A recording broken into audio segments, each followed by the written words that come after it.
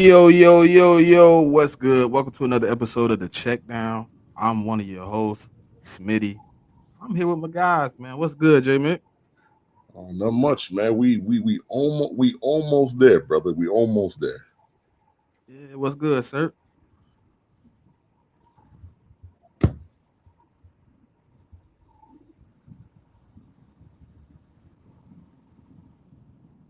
All right. Hello? Yeah, we hear you now. We hear Oh you now. shit, my bad. I, I was waiting for my app to refresh.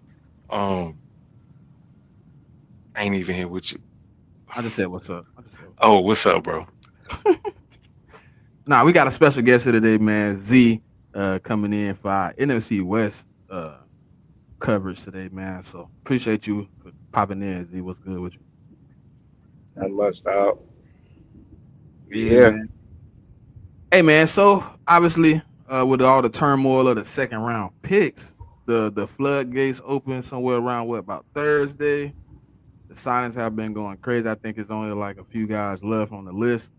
Uh, but I seen some interesting, and I was laughing with Certified before we started this show. I seen some interested signing today. I see Demetrius Knight. He signed his contract. Shamar Stewart signed it.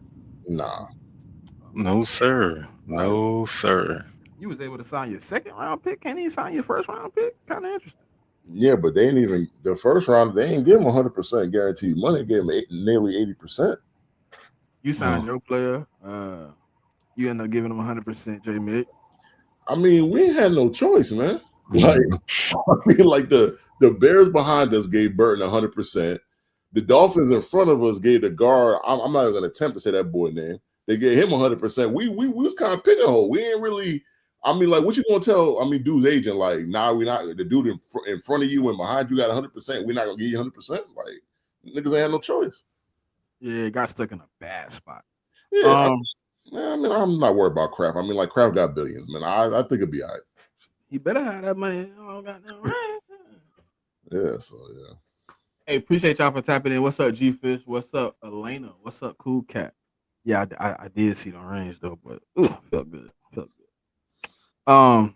Nah, man, it's been an interesting like kind of off season because like a lot of guys holding out, a lot of guys trying to get their money as, and I think this is probably a part of NIL, man. Like dudes ain't really like coming in starving like they was years ago.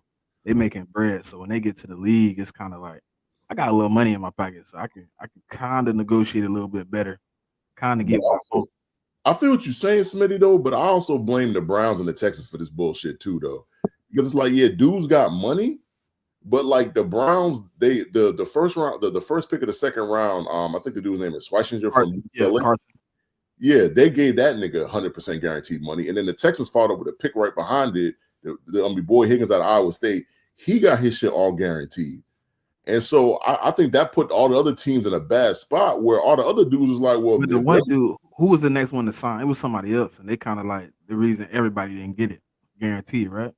yeah, I forgot That who. was my guy. Yeah, I think he got like 90%, right? Something like that. 88. 80, yeah, I mean, yeah, I'll Um, call it 90. So yeah, like, but you know, I mean, like the time difference between like like the Higgins signing and the Niners joint, that was like, I mean, it's been a minute. Like I want to say it's been like a month and a half. So it's like the owners was trying to wait these dudes out, and the dudes was like, it's kind of what you said in that aspect of it. Yeah, these dudes got a little money in their bank account, so it's like they wouldn't press not to get all them guarantees. So I don't know. I mean, my thing is, I've heard people say this in spaces, and it kind of does ring true. Like, what happens next year when all the second round picks gonna get their shit mostly guaranteed? So, like, what's gonna happen with the third round picks? Like, so I mean, like, are they gonna do the same thing the second round picks did this year? Was like, well, last year the second rounds got their shit guaranteed for the first time, so why can't we? Right. So, I mean, that's a day. I mean, like the precedents that's being set. I don't want to call them dangerous because all the money's slotted, but it's like that's what can happen like year to year. So we gotta be careful about that. Yeah, because now you got guys like that. So the whole second round didn't get guaranteed, but I think next year probably it'll be a more push for more of them to get guaranteed. It's gonna start getting nasty. Yeah. It's gonna start getting nasty. But hey, man, NIL is everybody said it though. NIL is gonna make shit more complicated for the league, bro. You're not coming in broke. You're not coming in eating ramen noodles. I mean, I'm not about to cry for the owners either, man. Like, I'm sorry. Like, I'm not. I've You a never billionaire, good brother. I mean, like, I've never been an owner kind of fan. Like, I'm always for the players. So yeah, like it makes it more complicated, but get your money good. I mean, get your money. At the end of the day, you only get one opportunity. If you go out there and it ends today, make sure your money's secure. That's all you can do. That's a fact. Because guess what? That owner, when you go home and you can't play no more, he's still gonna be counting billions. Man, they gonna cut your ass. That's what they're gonna do. That's what I said. When you home and can't play, he's still gonna be gonna still be in the office like, another billion came in today. Yeah, I love this shit. He ain't gonna even remember your ass in 10 years. Yeah, exactly. But no, it's been an interesting offseason, man. Like, it's a lot of teams, kind of high on their team. I don't know how long that's gonna last, but it's a lot of teams out there, man. I just like I was telling Sir, like, I think 2 divisions, I gotta see some parity at some point, goddamn it. The AFC East and the AFC West. Goddamn, I gotta see somebody else win. I am really tired of seeing the same. I mean, but the West to me is not. I mean, it's pretty much the Rams and the 49ers, ain't it? Like that. AFC West. Oh, AFC West. Yes. I need the Chargers, the Broncos, somebody. I mean, I see the AFC West. Did you slap them on? Can you pinch them? God damn. Yeah, but I mean, I think you got that with the Broncos, man. Like, the Broncos should have beat the Chiefs twice last year, to be honest with you. I mean, the first game they only lost because they couldn't block up the field goal attempt to win the game. And so I just think the Broncos is much better. Like, I'm starting to have second thoughts with the Chargers, man. I don't I just I was high on them after the draft, and then I started to look at their roster, started to look at certain things, and I'm just like, I'm not as high on the Chargers as I was about 2 months ago. So I don't know what changed. And what are those reasons? Like, I was going, Z. Hey, what man. I want to know. I mean, so offensively, like, when I look at them offensively, like, the tackles is good. Like, I got no concern about Slater and Joe Alton. I got no concern about that. They should be good. But, like, and you bring over the Eagles guard that his only good year was with the Eagles, and with the Jets he played tackle. He was hurt a lot, and so you taking him out that Eagles system and you bringing him to the Chargers, who the center Bozeman, if you talk to Chargers, they hate the center. So he's gonna be playing next to the center. And I just don't know if that's gonna work for them. And like the other guard, I don't love the other guard either. Like, he cool, but he's not like like, to me, he's like mid. Like, he's not like really good or good. He's just I don't want to say mid, but he's just average. And then, like, Justin Herbert gotta kind of show me something, like, playoff, as far as like if they get to the playoffs, like, he got to show me something there. And then, like, the running back situation kind of unsettled. Yeah, like, they drafted a dude in the first round, but that don't mean he's gonna be good. But they brought in JK too. No, they got rid of JK. Who they brought in? JK with the he just went on the pup list though. Yeah, so you I mean, like, you missed the rookie with Najee, who's on a non-football injury list because some shit that happened on the 4th of July, whatever that is. I'm sure it'll be all right. And so I mix all that together, and then the defense, I thought the defense would be good. I just don't know how great they're gonna be.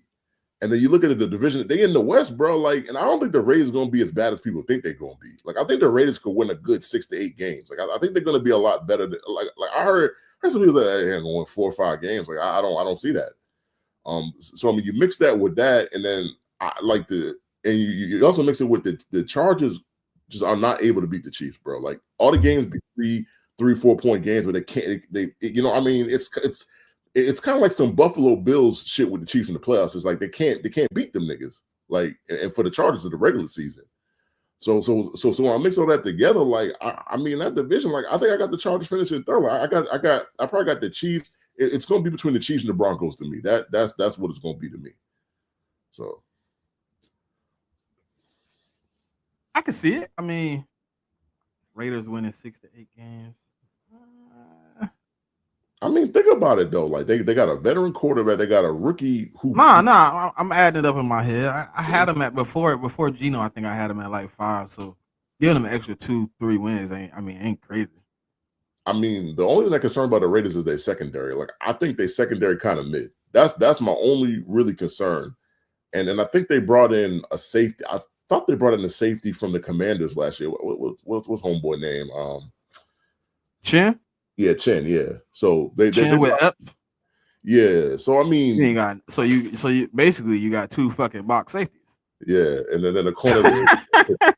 so you gonna have 4 linebackers on the field. Okay, I get it. Yeah, I mean the corners aren't that good. They don't have a certified number 1 wide receiver. I mean, they got Bowers. I mean, Bowers is a nasty nigga on the field, but yeah, like I mean, in their secondary, if they don't get pressure with the front four, that shit could get real nasty. I'm not gonna lie. Hey man, if you keep everything underneath, I mean, the one thing Epps can do is hit. I don't know about Chin. I seen him get did nasty in the championship game. I mean, Chin. I mean, if you ask him to be a center fielder, man, that's just not a good look. That's what I'm gonna say. I mean, listen, JMIK, you know the first play of the NFC Championship game he played center field, he was the last man of defense. You see what happened? Touchdown. I mean, I've seen a lot of Chin trying to play center field, especially with the Panthers too. I seen that over there too. That shit just he remind me of Duggar a lot from our team, the Patriots. Like Duggar is great in the box. Right. In coverage, not so much. Oh man.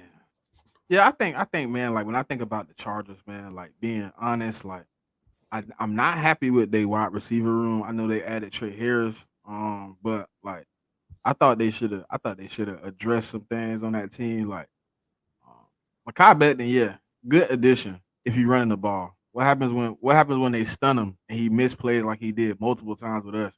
What happens when he goes down in the second quarter with a fucking finger injury like he did multiple times with us? Like, do you have a backup to help him? Like when he's on the bench, like we had a slew of damn guards in the room. So like if he went down, I knew Tyler Steen was coming in. I knew he had guys that could fill the position. I don't know if the Chargers got that. And like, yeah, it's hidden because he never missed a complete game. That man went out in the second, third quarter of like 6 games last year. I mean, that's what he did with the Jets, man. That don't really surprise me that much. I mean, he tend to get hurt a lot. And so me talking to Charger fans, I haven't really heard that they got this crazy depth at guard to me. It's not something I can recall. So I don't know. But I mean, the one good thing you said is like he's good at the run blocking. You know, I mean, like their OC with the Chargers, he definitely gonna run the ball like that. Oh, yeah, he gonna create some lanes now. He gonna do that. Him and Joe gonna have fun over there in the ring game. But when you go to pass protection and it's 5-step drop and they motherfucker drop a damn stun in that bit, he gonna miss. He gonna miss. Matter of fact, go back and watch the Rams game. He missed like 4 times, bro. To the point where Lane Johnson started not opening the gap in between him and in the third quarter. Like watch the first 2 quarters, then get into the third quarter. You'll see Lane start closing that gap instead of letting it open because they were stunting right in between him and Lane.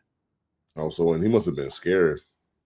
But the first time they did it, they blowed him. Me and Certified watched it, bro. They blowed him up so bad, Mekhi was just laying on the ground, bro. He didn't know what was going on. I mean, I'm not, like I said, like I watched him for a full 4 years with the Jets. I'm not, any of these things you're telling me, I'm not really that surprised about. That's why a lot of people in my division, other than the Jet fans, was calling him to be moved to guard, and the Jets just didn't want to do it. He's a good guard, though. He's a good guard. I mean, he's got good things about his game, but he's got negatives about his game that. Listen, you go head up with him, he gonna be good. But when they start doing that trickery over there, and he got to figure out who he guarding, yeah, that ain't good. Yeah, but like when you're going against the Chiefs and the Denver's front four, even the Raiders front four, you think they're not going to do that? Like they definitely do. Like the defensive coordinators in that division that they got to go against, they're once they understand the weakness of that he has, that's what they're going to do. And the problem is they're going to keep doing it until you prove that you can, not make those same mistakes. I thought, honest to God, truth, like watching him last year, like towards the end of the season, I thought you would see more of people stunting in those gaps and kind of fucking them up. But like the only team that really like executed it a lot was the Rams, bro. They'll pop in like different dudes in that position. I seen a couple times where they had like Brandon Fisk and Jared Verse on one side and they stun in. You know what I mean? Like, but that was the only team that tried to like manipulate him on that island. I don't know, man. Like, if they think he coming in to be a pure pass blocker, and he finna stand up there and be stout, Justin Herbert finna have a lot of headaches because he finna get smacked. I ain't gonna lie. See, I don't think they're gonna do that though, because like they didn't. I mean, like they ran the ball a lot last year. Like they took the ball out of Justin's hands a lot last year. So I don't. I think they're gonna run it a good amount, but there's gonna be times where they throw the ball and he got to be able to block it up, and that's like what you just said. Like that's an open question. Yeah, but I see why you is where you at with the Chargers, man. I mean, I ain't saying they're gonna finish in last. I'm not third, but they could be a 9-win third place team. Shit, 10-win third. Yeah. I mean, shit. Yeah, I mean, like like that division had 3 teams in the playoffs last year, so it's not a slight. Nah, hell no. I mean, they can still win games and finish third. I just think the Broncos gonna be really good this year. Like all the moves they made, like to me, if I was the Chiefs, I'd be a little concerned with the Broncos. I'm not even going front. Yeah, the Broncos. I mean, they made some. I heard somebody say they want Jade to play outside. I was like, are you crazy? I mean, they might try to start him there. I mean, I don't know if he's gonna finish there though. I think he a nickel, man. But they got a good nickel though, don't they? I think so. But the other thing is like they front four gets, I think they were top 5 in sacks last year and pressure. So they get to the quarterback. So if they get to the quarterback quickly, it's not going to really matter, to be honest.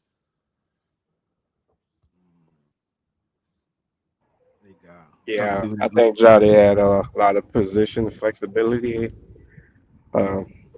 Yeah, I think I don't think Moss the other cornerback. I mean, I think he's more like I think he's more nickel, ain't he? That's what I'm saying. That's the starting nickel, ain't it? I think so. Yeah, so Jade probably is outside. Yeah, I think he'll be better off if they move him around like they did in college. So I don't know, but we'll see. Yeah. Well, yeah, I mean, like the Broncos, like right now, like I'm pretty high on the Broncos. My only concern about the Broncos is they take a step back. What does that mean for the team? That's my main concern with the Denver Broncos. But I hope that he don't, because I think as long as Sean Payton is there, like I think Sean Payton knows how to utilize Bo Nix's strengths. So I think Bo Nix should be fine.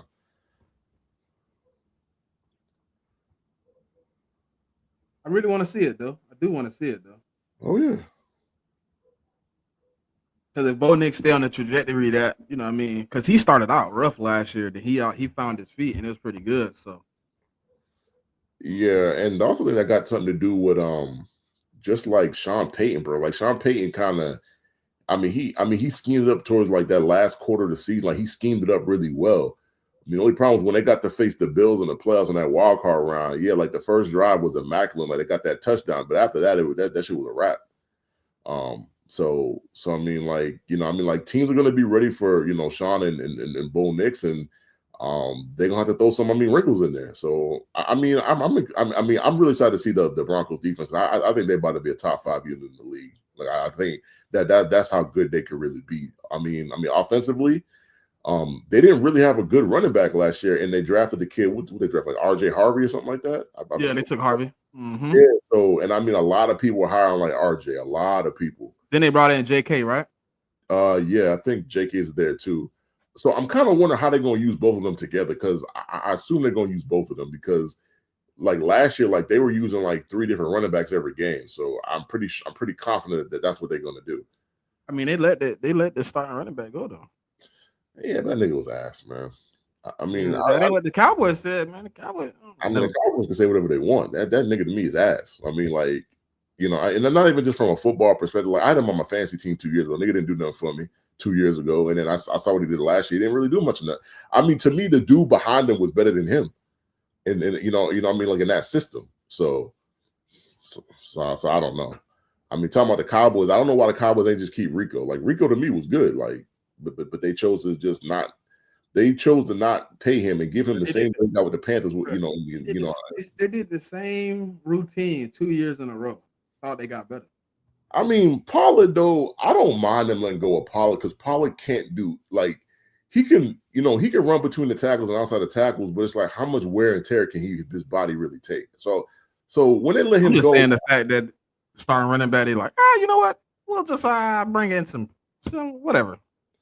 You can go. Yeah. Then they did the same thing with Rico. Like, you know what? We can bring in something else. You can go. But I also think they're trying to build up their old line too. So I mean, their old line really young. So I think they're trying to go back to the '90s where they built up the old line, and they think it don't really matter who the running back is. I guess. Yeah, that don't work when your offensive line is mid, borderline. You don't even know what that line look like on the field. Definitely not arguing with that. Like what the hell? Like I don't know. I think if you got a line like that, you need at least them up that can make something happen if it break down. I don't think you got nobody in that backfield that could do that.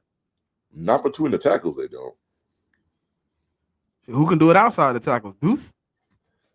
I mean, yeah, maybe Deuce, maybe the dude they drafted from Texas. I mean, he's a good third down back, and somebody says I seen a report. Did you see that report about him? Yeah, I did. It wasn't good, man. I see he wasn't looking good. I was like, God, yeah.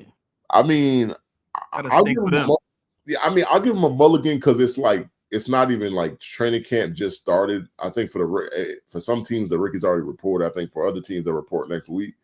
Right. So I'll give him a mulligan for that. Like hopefully when the veterans get there and all that, he kind of goes in the right direction. But for right now, it doesn't look that good for him. Yeah, it really don't. It really don't. But hey, good for me. I hope you can't run the ball. Shit. Well, I mean, they really couldn't run the ball last year, could they? Nope. I hope it's worse. I hope that shit is worse. And Miles Sanders coming out his lips talking about what is personal between him and the Eagles. Well, if you don't I can't run for 1,000 yards without the Eagles' ass down somewhere. Nobody care about Miles Sanders, man. Like, what? It's personal. Okay, Miles. Mr. 29 yards in the Super Bowl. We get it. I mean, Miles might even make that roster, to be honest with you. He's probably the second back, though. For now. Yeah, he's probably the second back. Until Johnny finds his feet. I mean, until Jaden finds his feet. I don't know. I mean, to me, there's a real chance that Miles Sanders don't make that team. It's possible now. I ain't gonna say you're wrong. It is Wait, possible. what the Panthers you talking about? Nah, Packers. Cowboys. Yeah. Oh, the Cowboys. Oh, okay. Yeah. I don't see why not. Who else do they have? I mean, they got the kid they got from Denver. What's it? Javonte Williams. They got him. They signed him. He's a starter. Yeah, he's the starter. And that dude only making $3 million himself. He ain't really making that much either. But they got him. They got Jaden Boo. They drafted. They got Deuce. And they got Miles Sanders. Like, I don't think it's blue. They got blue. They also got Phil Maffa. I think he was seventh round pick. A 7th round or UDFA, something like that. Yeah, I was 7. He was their last pick. Yeah, I mean, like for some reason, I always be forgetting about that dude for some reason. Yeah, me too. I mean, it's easy. You didn't see anything. So Miles and Javonte might get booted, huh? Yeah, he didn't perform at the combine. I also don't think he did anything at the pro day for Clemson because I think he was hurt or something. So he didn't really get anything outside of the film he had at Clemson. Yeah, I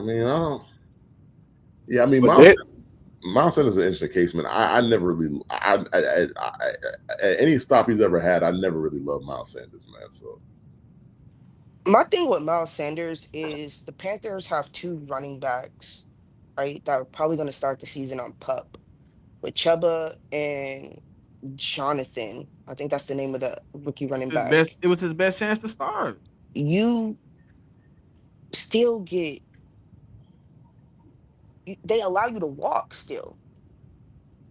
Like, in that running back room, to me, I think they did address it because they did bring in Rico and they also drafted Trevor, the ETN brother that was at UGA. So I think he is a solid running back. But they still let you walk because I don't know who else they have over there. And the running backs that they did have when that roster got depleted it's nothing to really talk about for real. So I'm interested in you going to the Cowboys, who running back room is such a huge question mark right now. And you think you're going to be a difference maker when you couldn't even crack it when the Panthers desperately needed you. You think the Panthers cut him Pop because they would have paid him $10 million this year? Yeah. And you got your job took though. Yeah, you got your job took by Chuba. I Like once mean, Trevor got in the starting lineup, it was You ain't raps never for got you. your job back. I mean, Trevor was damn good last year too, though, man. Yeah. He That's I was. just why, I just wanted to like, go it's look He at was. the unfortunate he got that injury at near the end of the season. Like, it yeah. was unfortunate because he was cooking. Man, Yeah, he was. was. So they owed it. Yeah. So at the beginning of the season, right? If he'd have been on the Panthers, his base salary was 8.1 million with a 2.2 million dollar active roster bonus.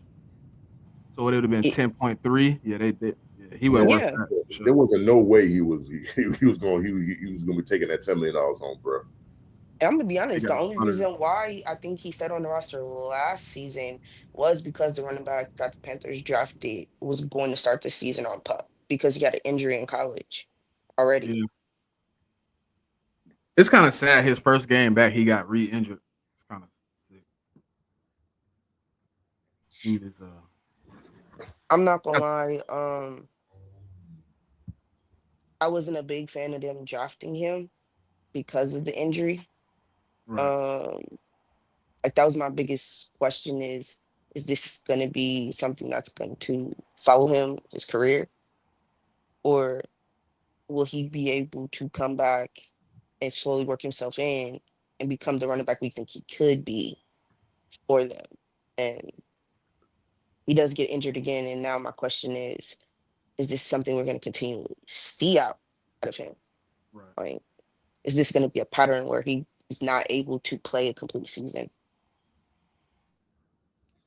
Yeah, I don't mean,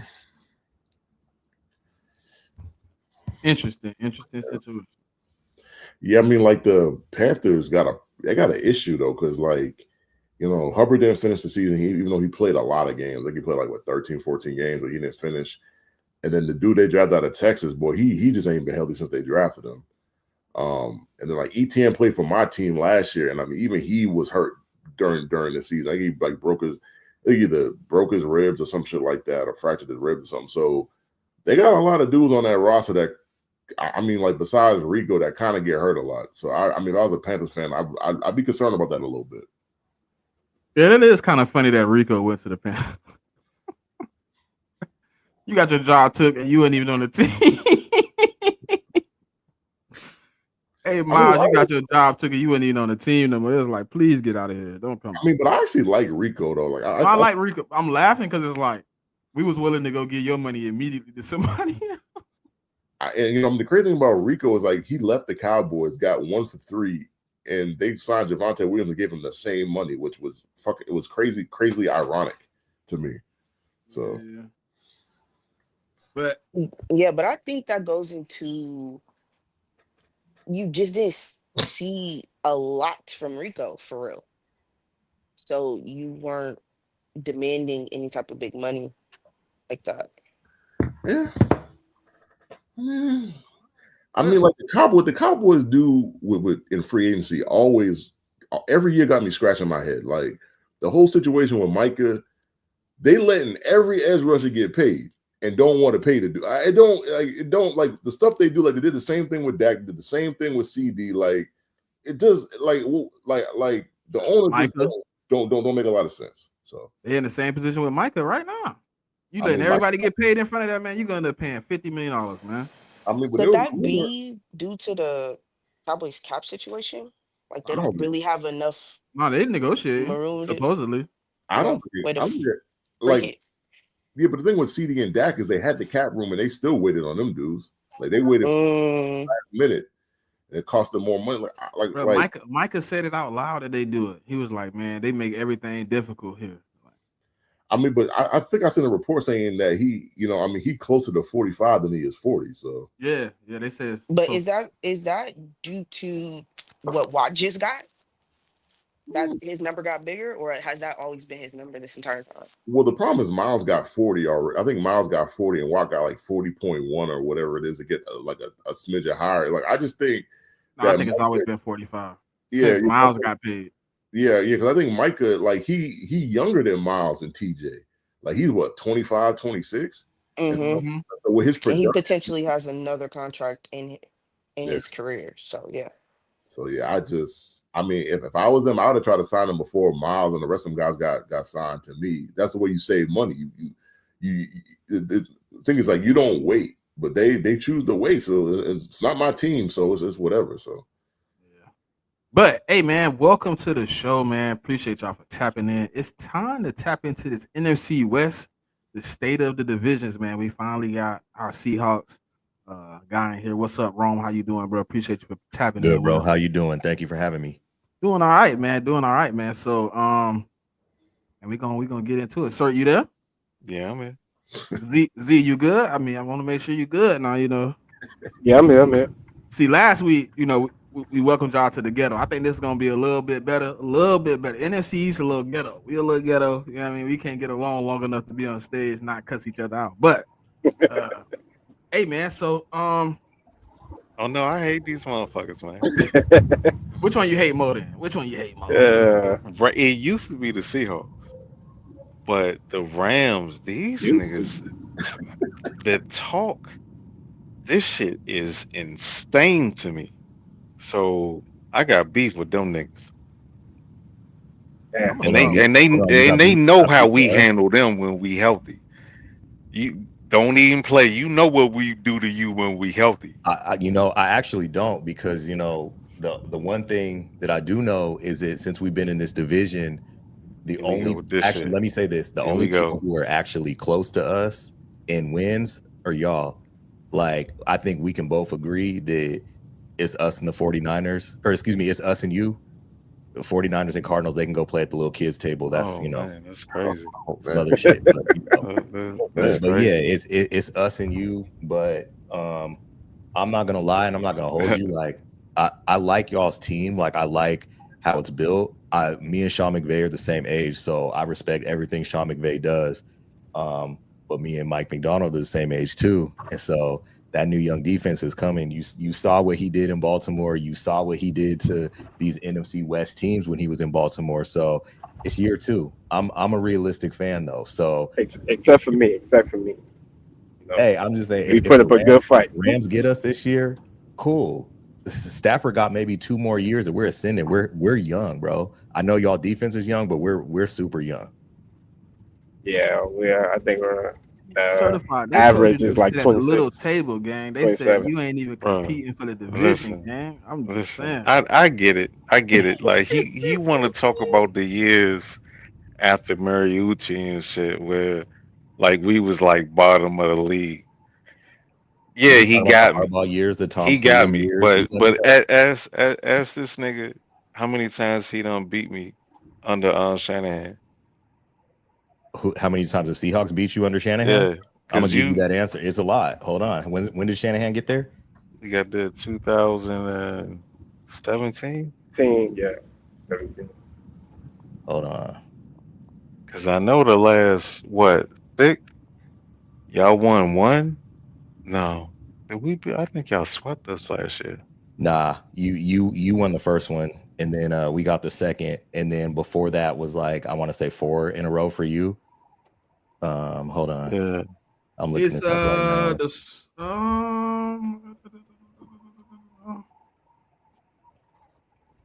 Since 2017.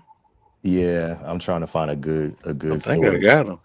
It is look like 10-7. It should be us. I don't know, actually, because we had. Hold on, let me go to a different. Oh yeah, just in time. We just got our second round pick.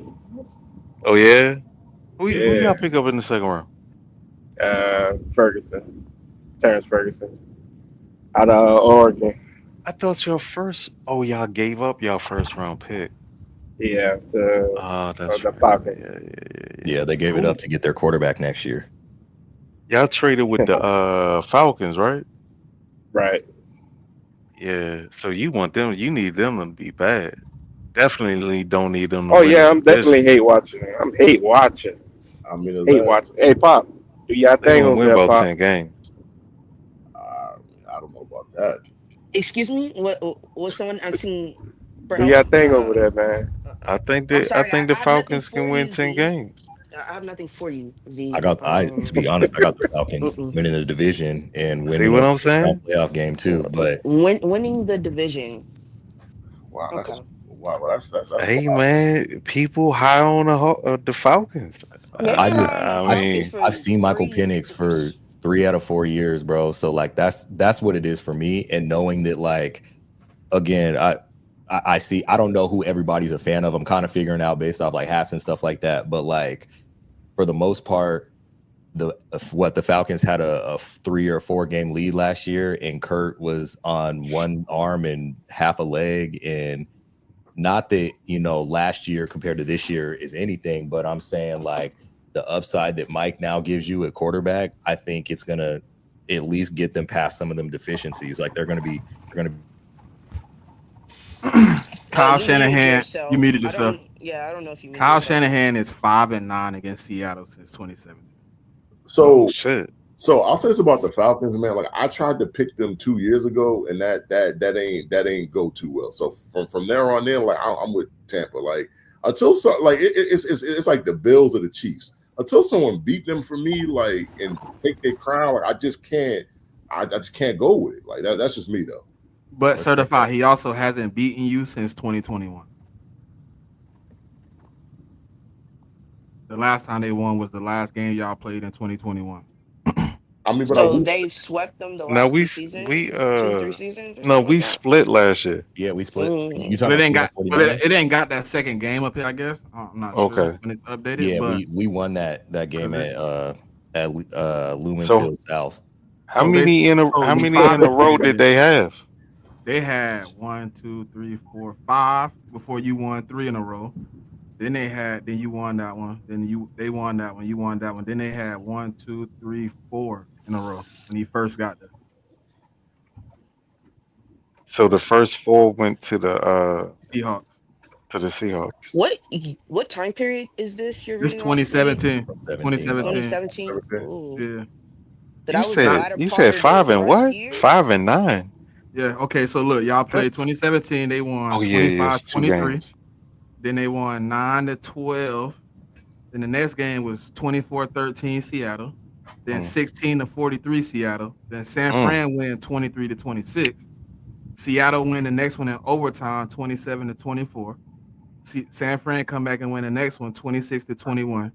Then Seattle go on a run, 27-37, 26-23, 28-21, 23-30. All those Seattle. And then San Fran come back in 2022. They win 27-7 the first game of the season. I mean, the first game they play in the season. Then they win the second one, 21-13. Then the first game last year, they win 23-41, and then he said they won the other game. So technically, the playoff, the playoff win don't count. That's just regular season. No, it should. The playoff win should count. They ain't got the playoff wins on here. They just got regular season games.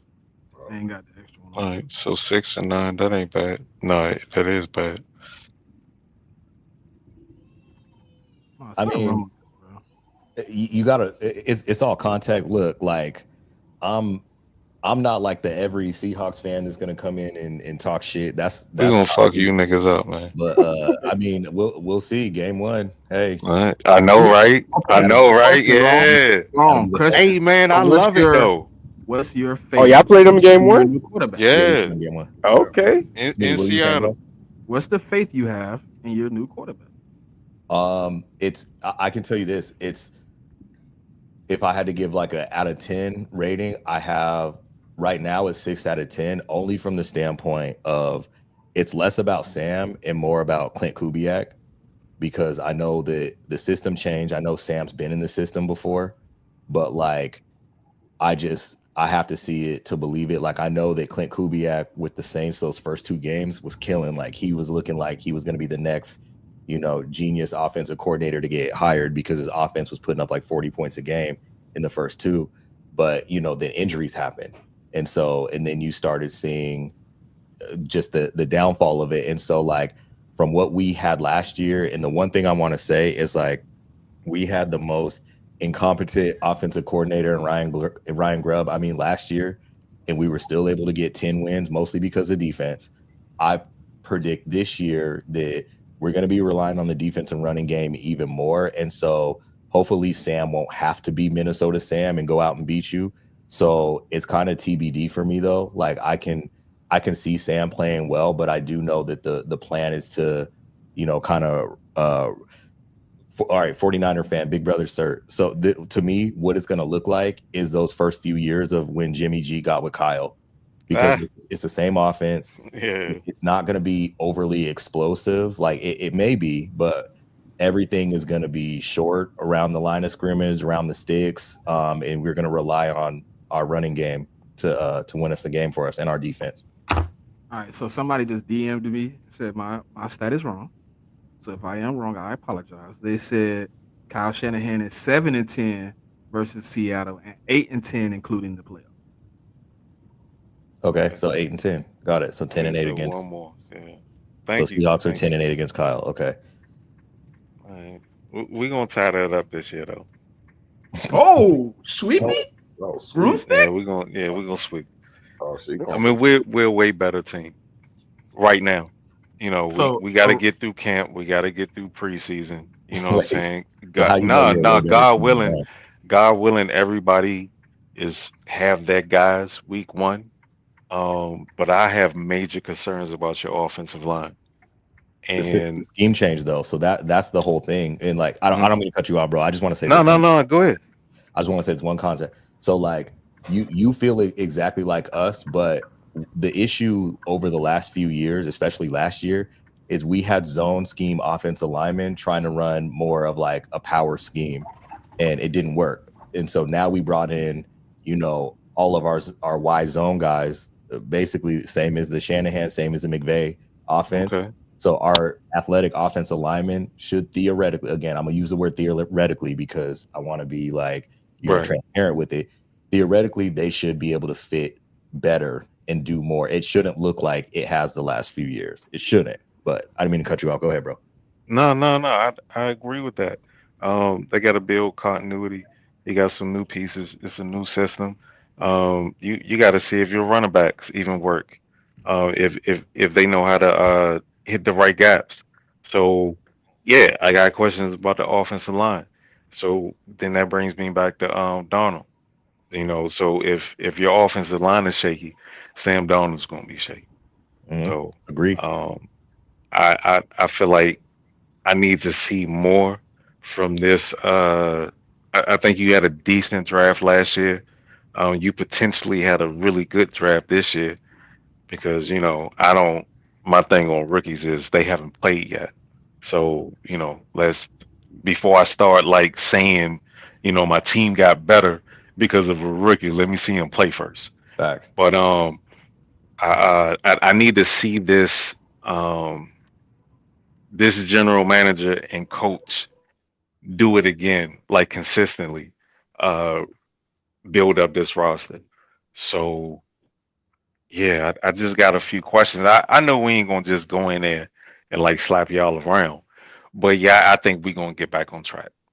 I'll say this: if there's a game that y'all will get, it's gonna be the first one. And like, again, this is no shade to the 49ers at all, but just history. History is Trent Williams is not going to play a whole season. History is the Kittle's not going to play a whole season. History is not going to play a whole season. Okay.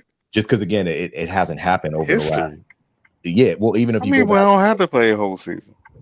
Well, I mean, you said earlier, you're like, oh, if God willing, everybody healthy, So I'm saying like, that's part of my outlook with the 49ers. Like, I can admit that the 49ers should win 12 or 13 games based on the schedule. And based on like if everybody who's penciled in that depth chart plays all 17 games now, play all 17 games. Yeah, 13 wins for sure. But like we just know that history and it's been with this whole division, it's not just y'all's team. It seems like y'all lose a lot of your stars more so than like us with like role players and stuff like that. But I think the first game with everything you mentioned, new system, we got to see what the O-line does. We got to see what Sam does. But also I can tell you Charbonnet is going to be just fine in this system because Charbonnet was the best running back in college football in a wide zone system. So it's Kenneth Walker to me is the question mark with what's going to happen with that. So Mr. yeah, I can't stay healthy. what's up? Said Mr. I can't stay healthy. Yeah, you see what I mean? But yeah, if all of that said, I can see the 49. I actually chalked the 49ers getting that first game of the season, but I don't have you getting the next one at the end of it. Interesting. So I think y'all gonna give me a better game than the Rams. I think the Rams might paint, if I'm being honest. You said they might what? I said the Rams might get y'all out the paint, if I'm being honest. Man, fuck, we gonna smoke their motherfucking boots. Okay, hold on. What makes you believe? Okay, I know you're gonna say Devontae Adams, right? What makes you believe that they got so much better over the last year? Wait, I'm sorry. Who's speaking? The Rams. Okay. It's me. So what makes me believe that the Rams got better over the last year? So much better that they're gonna completely wipe out, the 49ers. So that young defense, for one, they're 1 year better. And let me actually take one step back. Let me ask you this: when do y'all play for the first time? Do you know what week? Like week 5, right? Yeah, week 5, week 6. Okay, so it's kind of early in the season. So again, theoretically, and where's that? Is that at? I mean, I guess it don't matter because it's in SoFi. At SoFi anyway. Mm-hmm. Yeah, to be honest, I look at it quarterback. I'm taking the Rams. I like McVay as a better offensive genius. Now, when I say they're going to get y'all out the paint, I'm not saying that they're going to go in and beat y'all by 25, 30 points. I'm not saying that. I'm saying that, like, physically, I think the Rams come in that game and it's going to look like the 2013 Seahawks playing against the Tom Sula 49ers, where it's like the physical. Man, get out of here. What you talking about? Like some niggas ain't moving nobody around like that, man. Get the fuck out of here. Hey, listen, sir. Man, our Man, smallest guy on the O line is like 330. Bro, you know how we handle you niggas when we both healthy. We handle you niggas, dog. It don't even be close. But it's a we different handle year, you niggas, dog. Stop it. Save you. There's no cut it out. Cut it out.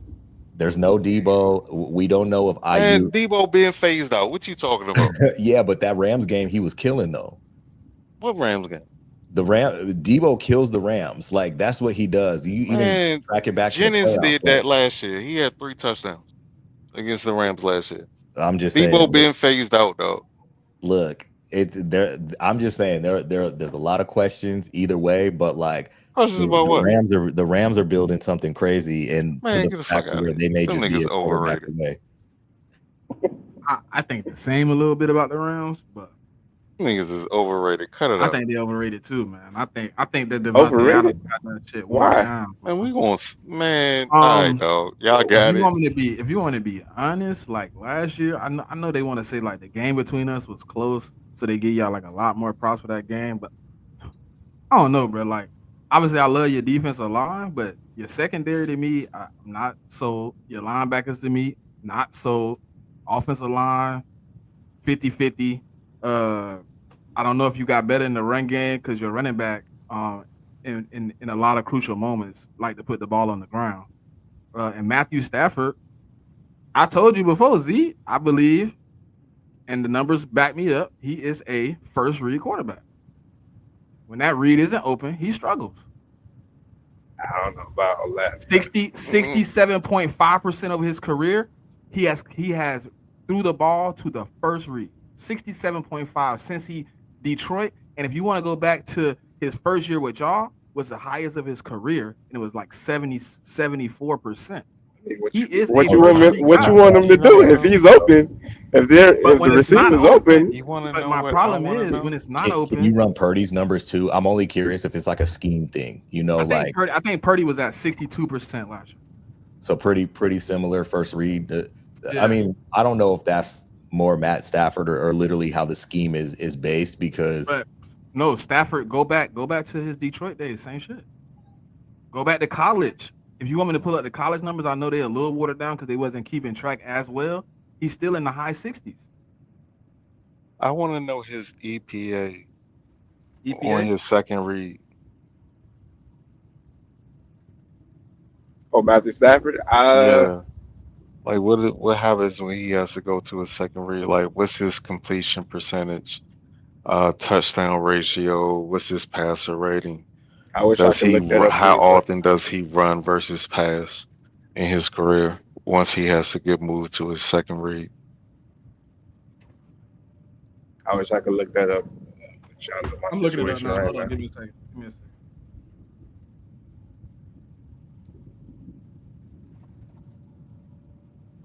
I just, for me personally, I just don't. I'll give you the slight edge at quarterback. I What you give you mean wide you'll receiver. give me this like edge? Yeah, I give you a slight edge. Duh. But everywhere else on offense, no, no, Yeah, I'm definitely better. not running back. Definitely not O line. Stop it.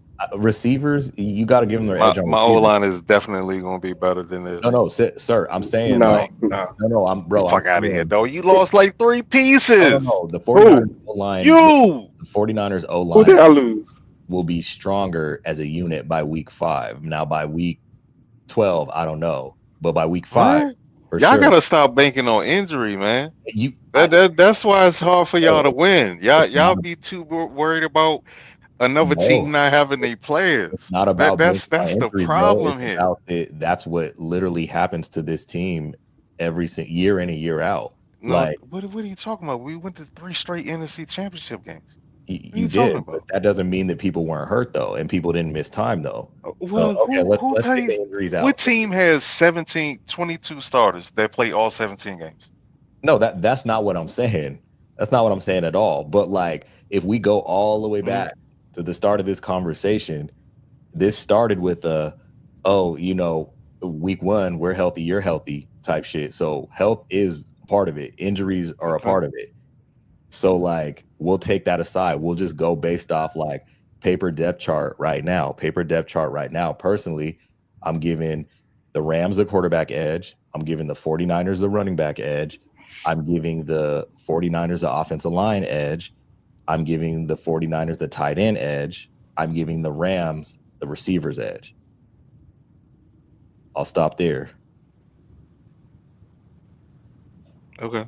I I don't know agree. if What this. I don't know if this is? is all the way true. So I don't know if I want to. But I hate using like Reddit and shit. But okay, so according I to have a Reddit, question. My bad. I okay, have a question for Rome, the Seahawk. Yep. Um, what are your thoughts about the defense being what second year under McDonald? Mhm. Like, what are your what are your thoughts on what you want to see out of that unit this year? Okay, so I'm gonna answer the first question, or let me see. What I want to see is I want to see top 3 because I think they can get top 3 in scoring defense in the whole league, and I'll explain why. So when Ernest Jones got there, in I believe it was like week 7 or week 8. From that point on till the end of the season, we were top 5 scoring defense, and so full year Ernest Jones. We basically have everybody on defense back. Plus now we have DeMarcus Lawrence there, and that's more going to be from like a run stopping standpoint because we had some troubles with stopping the run early in the mid part of the season. And then we drafted Nick Emanwari from South Carolina, and so he like Big Brother Cert was saying, like, he's a rookie, we don't know what we're going to get, but everything that we've seen, he's going to slide into that like nickel safety big nickel role. So like I'm excited to see him because his college coach was Cam Chancellor's college coach, position coach. And so there was a lot of like comparison between the two from the college coach. And we know what Mike McDonald did with Kyle Hamilton. So I'm hoping that he can have a similar type impact as Kyle Hamilton did. But I just really want to see this defense be physical, fast. No one's ever going to be the LOB. I'll just say in Seahawks history. I'm not going to say no one, but I don't think we'll ever have another LOB defense where it's just the secondary just instills fear in all of you. But with the Mike McDonald's defenses, I really want to see what we do up front, what the outside linebackers do, what the DNs do. Leonard Williams had a monster year last year, and a lot of that was because Byron Murphy played the nose, and so Leonard was able to work one-on-one. Byron Murphy even said in a video like last week, he's been doing a lot of pass rushing stuff because he's going to be playing more 3-tech this year, which was what he played at Texas. So I'm also hoping to see he has the pressure numbers and the sack numbers. But yeah, to really sum up your question, I really want to see a fast physical defense that finishes top 3 scoring defense because I think they can. You said top 3? Mm-hmm. Oh, I mean, they finished in top 5 last year, so why not top 3 with a full year of everybody back plus, a few more?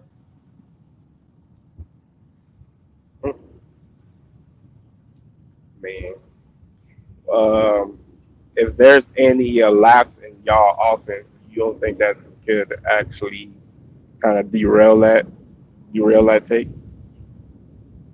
Like, I mean, if your offense can't keep up their end of the bargain. Yeah, no, I hear you. I was thinking back to because I was like 2012, Marshawn was going off, Russ's rookie year. Like, we've seen Seattle teams where the defense has been completely fucking dominant. Or I'm sorry, I don't know if I can say that. Completely dominant. And feel free, brother. Feel free. Okay, cool. Yeah, completely dominant, and the offense didn't do absolutely one thing. Like, it just popped in my head because I was literally there. But 2011, Pete's first year, or Pete's second year, we played in Candlestick at the 49ers, and we were in the game the whole time. Offense couldn't do a damn thing with Tavares Jackson, but the defense was balling. I want to say like the 49ers scored on like a Ted Ginn punt return or something like that, and then some other shit. Like, they ended up winning, but it was close. And so we've seen that as fans where the defense has kept us in games. And so I do feel, again, I will just talk about like ceiling wise, like this team, maybe we might be one defensive end away if we like somehow, I'm not saying this particular player, but if we got somebody with his skill set like a Trey Hendrickson, like just a all-out edge that can just go get sacks and stack up sacks, I really feel like we could be similar to the Saxonville Jaguars from like whatever year that was when Blake Bortles took them to the playoffs. But yeah, I do feel like this defense, even with a bad offense, can still do what they need to do. All right, sir. You want those numbers, sir? If you still there? my bad. But it takes so long for the those numbers from screen. Matt? What numbers I asked for? EPA. Oh yeah. Go ahead. The second read and passing percentage when he gets there. EPA looks like it's at 0.025. Oh god. But they don't have a collective for just last year, so this is since 2021. 0.25. He only targets them on 11.4% of his passes. When he targets the second receiver, he goes from a 63.7% passer to a 55.6%. And with those stats accumulated of all the quarterbacks in the league, he would rank 16th when going off his first rookie. Oh. So I'm not lying, because right. if you go look at his percentage, I didn't even know that. He hits the first read. But that's 2021, right? No, it's 21 through 25. They didn't have like 21 through 25. Yeah. So up until the end of last season, we gonna get his old ass up out of here anyway. Nah, so but don't even worry I about it. think there's some. Is there context taken into that as far as like the offensive line, the health? And they didn't give me all that. I mean, they gave me a lot to read, but it don't talk about like. Because after that Super Bowl, it was 2. Our offensive line has been going through it. So even like one retired and you cut another one because he went. I forgot who retired? It was. Whitworth retired. No. It's somebody that they signed from last year. Wait a minute, was it the center? One of them motherfuckers. You lost 2 linemen. One retired and then y'all cut one. Jonah left like blood clots or to something. Chicago. Right? Yeah, Jonah left to Chicago. The other one, he's dealing with blood clots, but something like that. Yeah, he alert dealing with blood clots, but So he he didn't signed. retire. He just No, out. no, no. Yeah, he's just out. Okay. All right. And Um, what Whitworth? That's the one that retired, right? Nah, but yeah, that was like 4 years ago. That's what I said. That's yeah, 4 years ago. yeah, Oh, but that was like 4 years ago. Wasn't that 2023? Yeah. That was He 23, retired after 22? the Super Bowl. Oh damn! I thought that was like year before last. But That's crazy. That was Well, 4 years 3 years ago. ago. 3 years okay, ago, because he Okay. retired at the end. So okay. So 2022.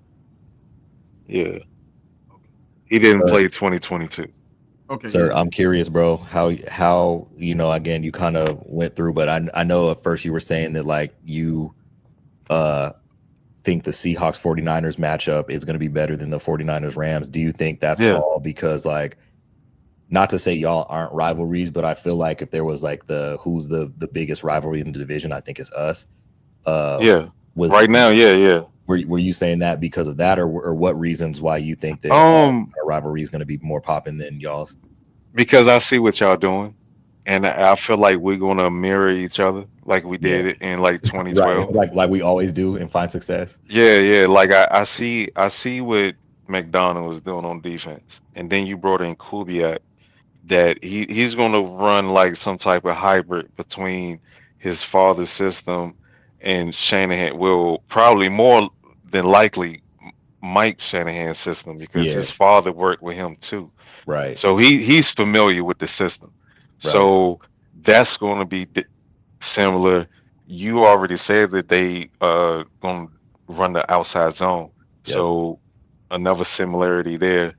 So and like I said, I see what he's doing with the defense. So you know, I expect that to be a good game.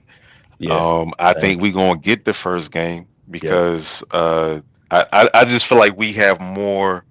Um, Granted, again, health plays a factor, but my veterans are better. You're settled. We You're a settled team. We're still in the influx stage. but we both bringing in a lot of rookies. Yeah. You know what I'm saying? Some of yours are second year players though. Yeah. So I'll give you that. Like you got a few rookies that's ahead of the curve. I'm banking on rookies to hit this season. I hear You you. know what I'm saying? So They you're got going you, into right? your second year of adding potential talent. I like y'all draft potentially. So and I think that especially with this being Stafford's last year and oh, you think uh so? yeah, they not going to extend him. I said Okay. that too, and somebody told me I was crazy. I was like, It, Stafford was on the Yeah, they Giants. moving on, it's dog. gonna He no, he it's gonna be gonna like be it's gonna 37, be right? it's he's 37 now, but nah, Okay, it's he gonna gonna be be 38 it's gonna next be year. a year to year thing, and Bro, you think he hopefully he'll play for like another 2 or 3 years, all right, dog. Yeah, Z, I which can I see think 2 he more will. years, bro, because whoever Bro, they they draft they next stacked year, them first Stafford's round gonna picks for a walk reason, into it. brother. I'm trying to tell you. Nah, listen, Yeah, but the they're Rams not gonna they start him stack. right away though. Man, you better read them signs, brother. I don't know what you doing. I'm He reading the saw tea Jared leaves. Goff The the trying to do the that again. the plan is to maximize his window and try to get him another Super Bowl. And Yeah, the all only right. way you can do that is by accumulating assets and adding on to the roster, so that way you can make a push for the Super Bowl. So All right. Listen. What's up, Miss And Dawson? that's just Arizona, my tea. man, I as long as they got Kyler Murray, man, I don't think they going to win in the division. I'm sorry. So, I Look, mean, like bro, honestly, like I mean, the way I see that the Rams with 2 first-round picks next year, like Stafford might be there next year, but they're definitely drafting a quarterback to sit behind Stafford and learn. Like at 100%. Good afternoon to you too, mm, Miss Dotson.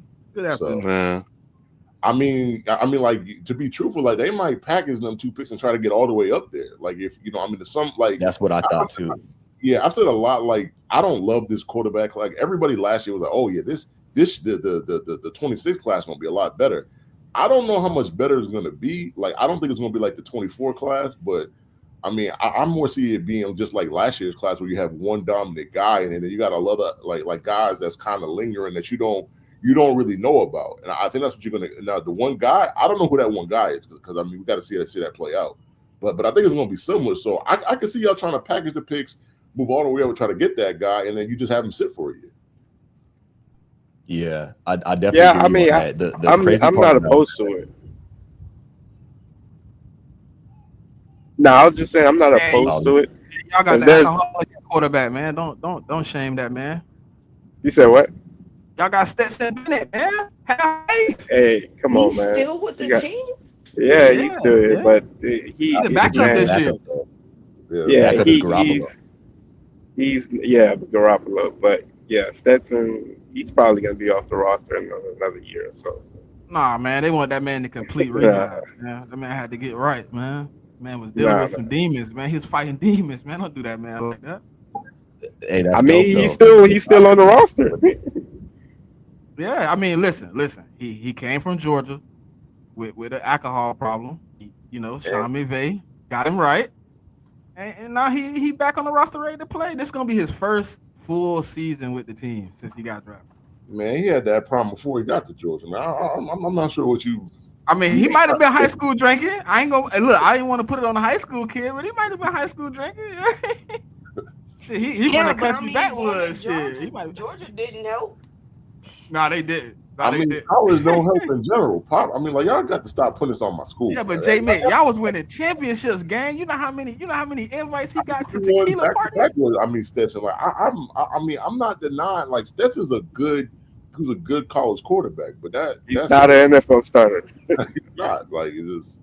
I mean, I just don't think he has the arm strength. Like it's like Nah. This man middle of the week, Tuesday afternoon, getting invited to come take shots and shit. Come on, man. After them championships, what you doing in college? he was golden boy on Georgia State campus. Speaking of not being an NFL starter, Rome, how do you feel about Jalen Miro, like in his development with y'all right now? Okay, so I'm gonna try to make this not a long answer because I get this question so much. Well, the first thing, since last year, he's been working out with Carson Palmer's little brother, Jordan Palmer, who's trained Burrow, Mahomes, Josh Allen.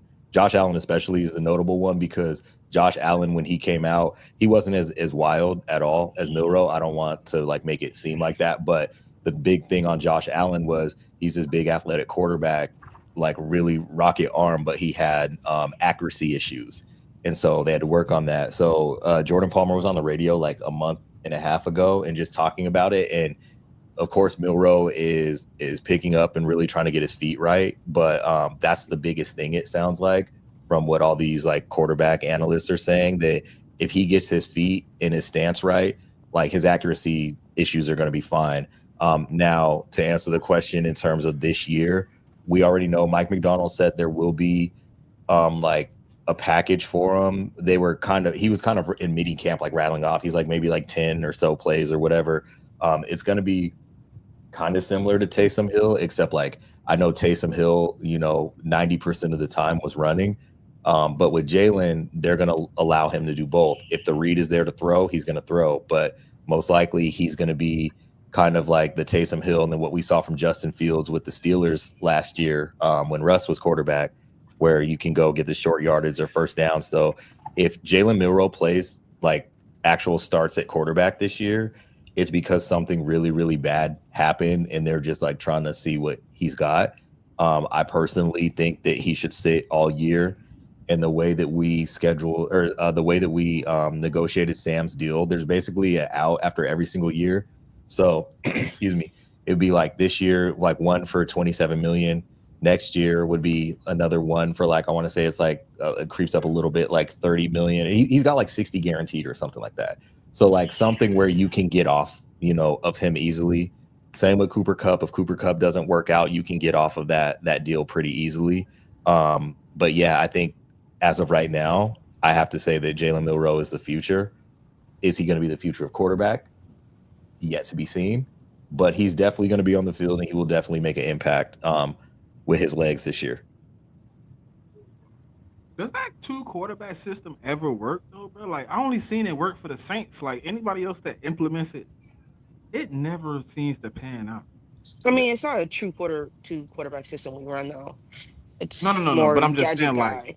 yeah, Yeah. but like Pop, like I know, like it was a couple of teams that's tried it. I just in my brain, I can't remember it really being a success or being a problem for teams to contain, other than when Taysom. But Taysom plays so many positions, he could be at quarterback and playing receiver. Like you just don't know with him. But like Yeah. I haven't really seen it be successful outside of y'all. A part of that though with Taysom had to deal with the deficiency in Drew's arm as well. When you look at some of those quarterback plays he did get into, it's because I think we can all admit in the latter years, Drew wasn't able to really throw the ball very far, very frequently. Like he can maybe do it once in a while, but he was really staying between the 10 and 25-yard line a lot with his passes.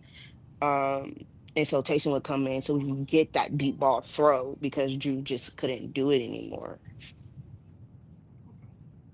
I mean, I think like I got a lot of upside on middle, but I think like I just don't know what system he fits, right? Because I've My seen him in thing the is RPO he doesn't system have and the it didn't look good. physicality.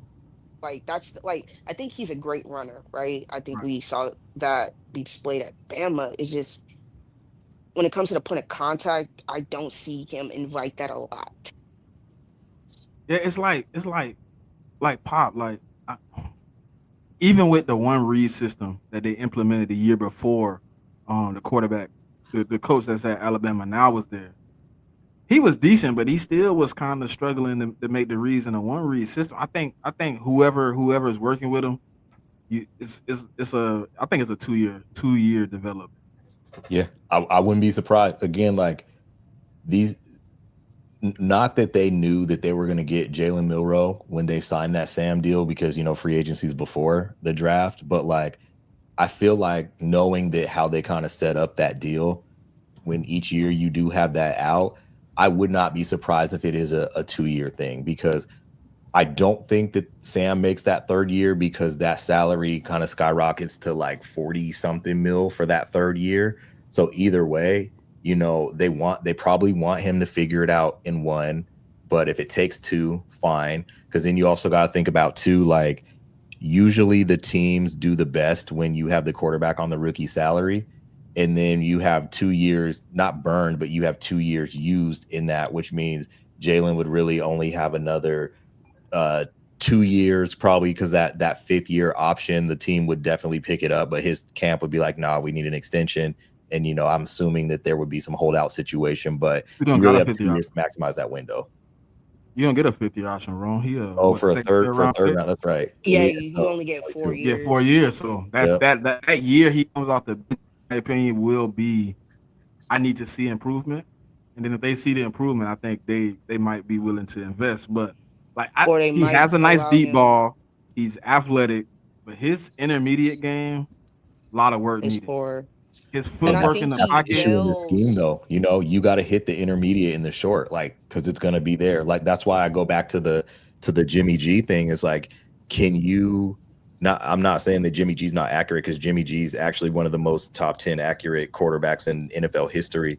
But like, can you hit that short 7-yard slant over the middle? Can you hit that dig? Can you hit him back shoulder on the hitch? Like, can you get that, or are you going to throw it 10 yards over his head?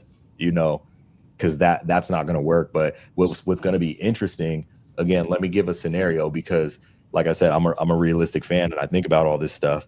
Is that scenario, let's just say Sam doesn't work out, we're bad, we see Jalen Milroe play, because if a game, this is the target game in my head, if they do make a change coming off the bye, when we play at Washington on Sunday Night Football, I want to say it's like week 8 or week 9 or something like that. If Jalen is the starter going forward, then I would not be surprised, especially with the quote unquote quarterback draft, if we look to address that position the next year in the draft, especially because we know that like our GM favors those tall, big arm quarterbacks. So like what pissed Russell Wilson off is John Schneider went to go scout both Mahomes and Josh Allen, and Russell Wilson's camp got wind of it. And that's when that whole relationship started to crumble. I feel like not the perfect, but the quarterback that John Schneider has his eye on is Drew Aller at Penn State, because same thing, big quarterback, I hope for your athletic, sake, big don't. arm. I will speak for myself. I personally am not a Drew Aller fan, but I get the allure of teams about Drew Aller, because they were saying if he came out this year, he might have been first. I don't agree. And the only reason why I don't agree is because I feel like Tennessee was locked in on Cam this entire time.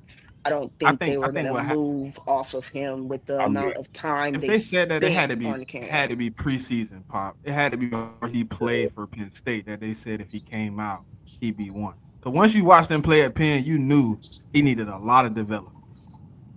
Yeah, but We saw also that I Oregon game in think the CFP. Like, we just, yeah, but But I I would also like to think know, people Pop, what was did the rankings think before Cam played for Miami? Where was he ranked at as far as draft? okay, I'll say this. This is what I recall. If we're talking about the quarterback conversation, like Drew Alar was in like the top three kind of talk if you're talking about the quarterbacks going into college football last year. Like Carson Beck was considered the number one at the time with a potential Heisman claim with UGA this past season. And that usually happens. Like there's always favorites going into the season, but it's as the season goes on, you see the jockeying of position. And then like the Cam Ward stuff came around when I think it's probably Miami winning their sixth or seventh game, and they're like, oh, Yeah. okay, this can really be something. Like he can finally take Miami back into playoff talk and stuff like Yeah, that. about And I weeks. think that's I agree with you. About week 7, yeah, I Pop, think he that's started when like Cam kind of leapfrogged. And I also think it was that Virginia Tech game they had that where kind it of. was like that high scoring. It was really exciting. I think that's what kind of solidified it with Cam. But Is you that the still game he had that came back from question down of 21? Yeah, I think believe, so. Yeah, think so. So you that might have have been a that Cal game, game. actually, the comeback from the 21. yeah, but the Virginia Tech game was a comeback too, though. Like he had a bunch of He was comebacks. down. Yeah, But he I had a remember he had to bunch throw the of game winner comebacks. at that shit. Yeah. Yeah, But you have to think about it, was at Virginia Tech, and then that Cal game I think was the next week too. So you yeah, have those two big wins, right? Like those two big comeback wins. And I think that's what kind of threw Cam into that talk. And then you also had, the chatter about Shador and the question about is LR going to come out? Ewers, Nussmeyer, like you have all these questions about all these other quarterbacks, but Cam was kind of the consistent one at the time that kind of took place with Miami last year. yeah. Because like the Virginia Tech game was like that was the game on that Thursday night where like the ref called it a pick at first, and then they huddled up and they called it a touchdown for them to win the game. So Yeah, that's what it was. That's what it was. That's Yeah. what it was. But no, when I look at like that's why I asked Pop, like right now, right? We got a slew of quarterbacks like at the top of the list. But think about it, like last year, Carson Beck. She just said Carson Beck. I don't even know who she said was two. Drew Allar and probably Shador Quinn was at the Ewers top of was the up list. there too, Oh, going Quinn into. Yeah, Ewers was yours second. definitely Quinn was Ewers up was there. second. Yeah. Now Yeah. imagine that three.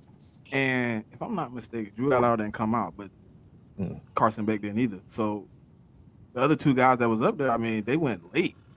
They went late in the draft. So I mean, it's so much parity in college football with quarterbacks that unless you like consensus like Trevor Lawrence, you possibly move around.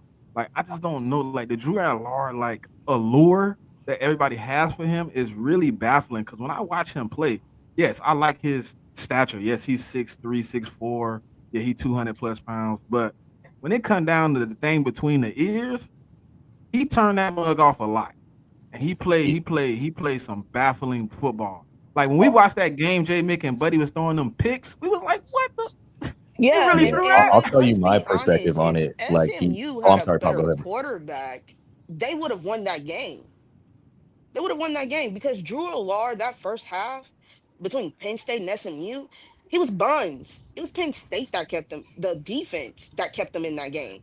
I Like would if have throwing picks SMU had back a to back. better quarterback and wasn't gifting them, I think he gifted them what 21 points or something like that with Yeah. Yeah. his interceptions and turnovers. Like you gifted Penn State that, but if you had a better quarterback, they could have won the game because Drew Allard was not like he was not good in that game.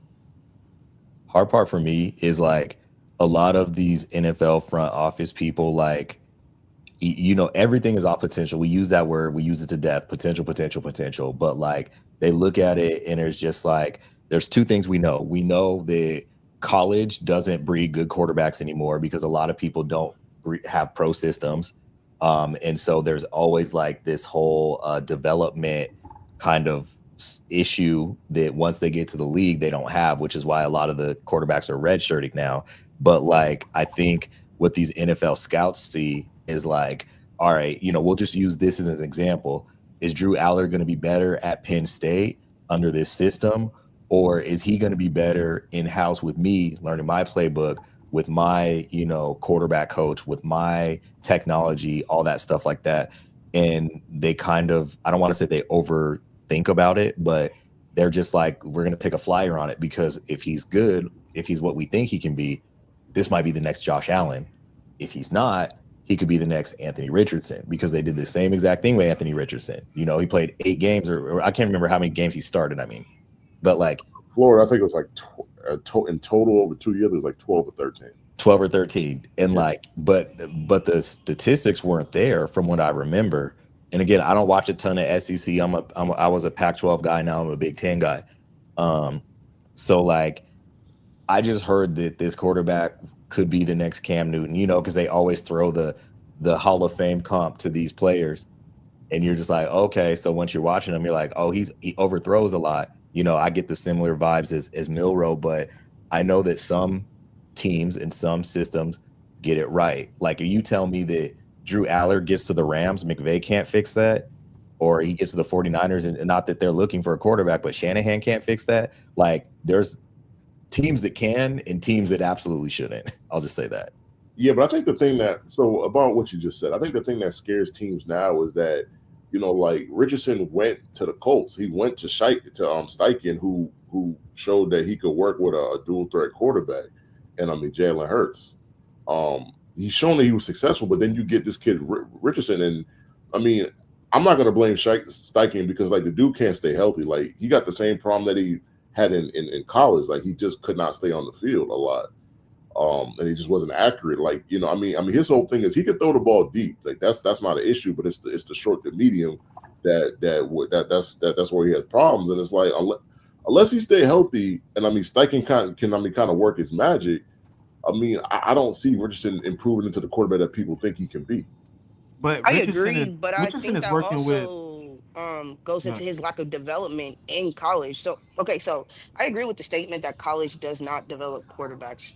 But at the same time, I do think having a certain amount of college starts helps you get that experience with working in a system at least and preparing. Richardson never got that. He never got at least 2 years with Florida. We all pinpoint college when he only played technically 1 season in high school. He's working with the experience of a senior high schooler in the NFL right now.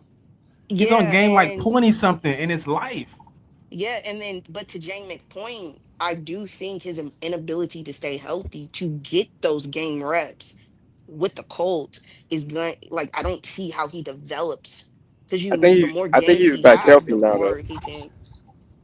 Yeah, man, but I just can't trust he can stay that way. That's my thing with him at this moment. I mean, he hasn't proven it the last 2 years. He's going to year 3, like, and that's why they brought in Daniel Jones. They brought him in just in case he can't stay on the field. So at least they got someone that's a similar quarterback to him that could step in. And real quick, Jamie. Ron got to get up out of here, so I just wanted to, as a crew, just say thank you and goodbye to my brother, man. Appreciate you for coming through. Hey, for sure. Appreciate you tapping in. I appreciate y'all for having me.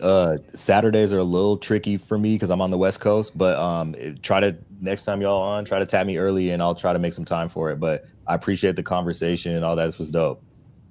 Hey, for sure. Thank you for coming through, bro. Yeah, bro. I appreciate you. All right, Ron. All right, go ahead, Jamie. My bad.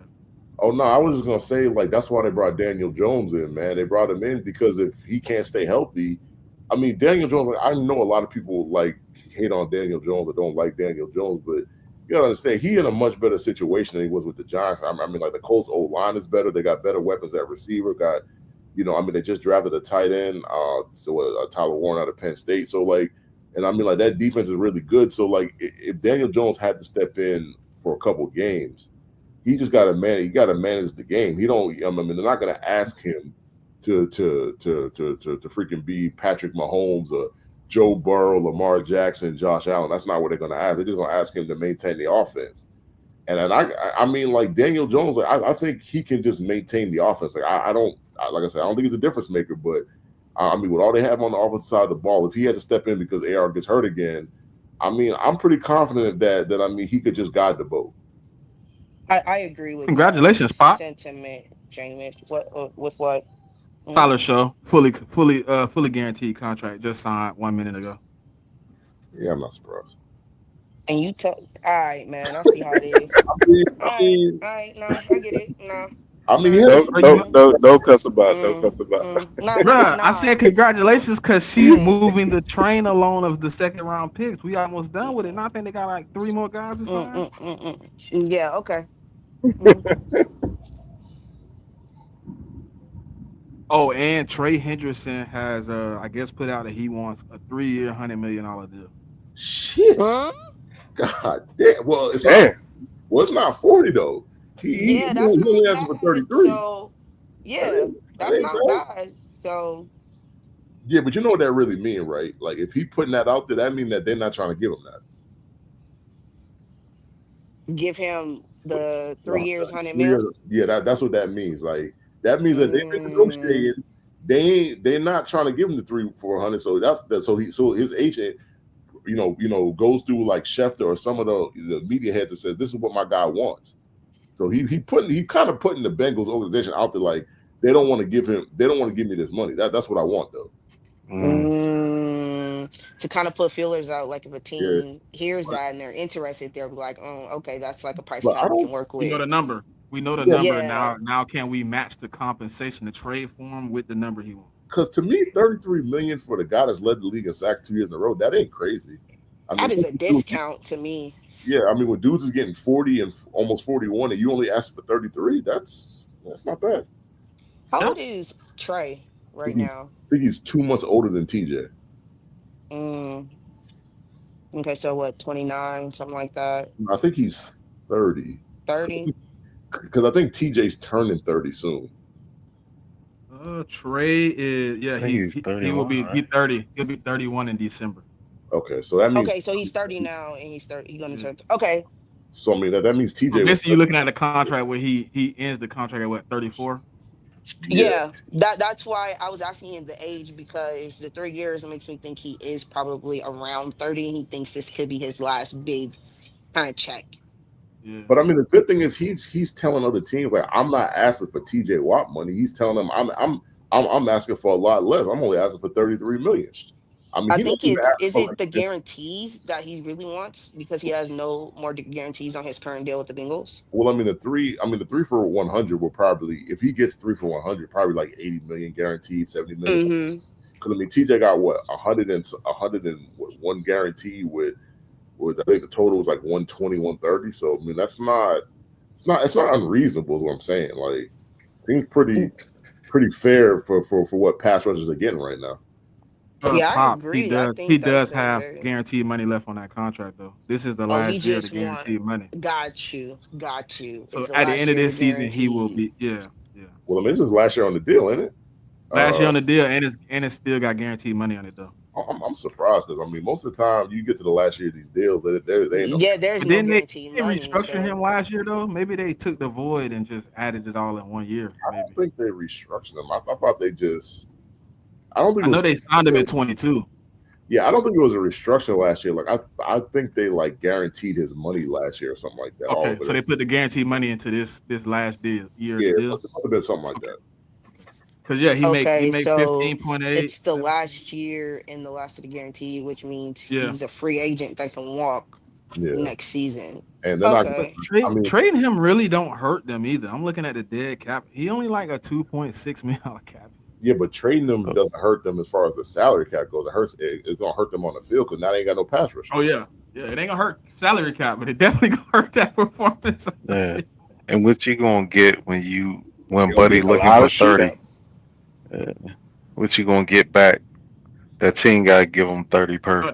That's what I was saying, sir. Like now, if a team is trying to call, compensation gotta match. No. Well, I mean, like they was talking crazy before the draft, talking about they want a first. They wasn't never getting no first or second for him.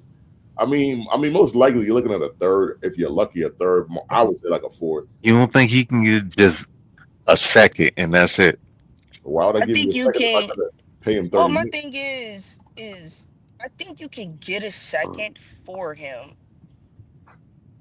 I think you could get a second. I don't think you're going to get a first though, because I if I have to don't. give you a first and pay him, I'm not doing that. So Yeah, the that's highest I am going to go is a second. I'm not sure I'm giving you a second for a dude that's 30 going on 31. I got to pay him 33 million. Uh, I'm just not doing that. Like that's just that. Like that's I what like mean, that's way too much. Like I'll give you a he third, but he want he want his money right under Bosa, huh? I mean, if That you put in him the at 6. window, dog, what's the second round pick? I mean, chances are he gonna be gone in 3 years anyway. I mean, I'm Yeah, just so saying that. if you are a contending team and you do give up that second, that's an added boost for your D line.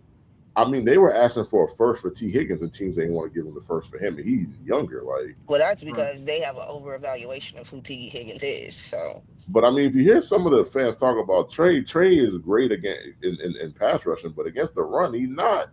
He's not top 10. He's not a top 10 edge rusher against the run either, though. That's the thing. What would you slate him at, JMIK, as far as pay? You would pay him top 6 money? I mean, I give him what he wants. I give him the 3-400. That ain't no problem. I'll give you that. Gotta put I him think right Jay Mick behind is just Nick saying he Bosa. doesn't want to give up a second for Yeah. him. I mean, I'm more looking at a third or a fourth because, like I said, you're 31 and I gotta pay you. So Yeah, I gotta pay you, and I gotta make you top 10. So I mean, I'm putting you right behind Nick oh man. at 34. Nick making 34, you'll be at 33. yeah, I mean, with the 3-400, I don't think any team got an issue paying the 3-400. Nah, not at all. Yeah, nah, but I will say this though. Say it is kind of leaked out that the Bengals are interested in a trade partner. I feel like for a team to sweeten the deal, they might have to go to a second if they want to guarantee that they get him.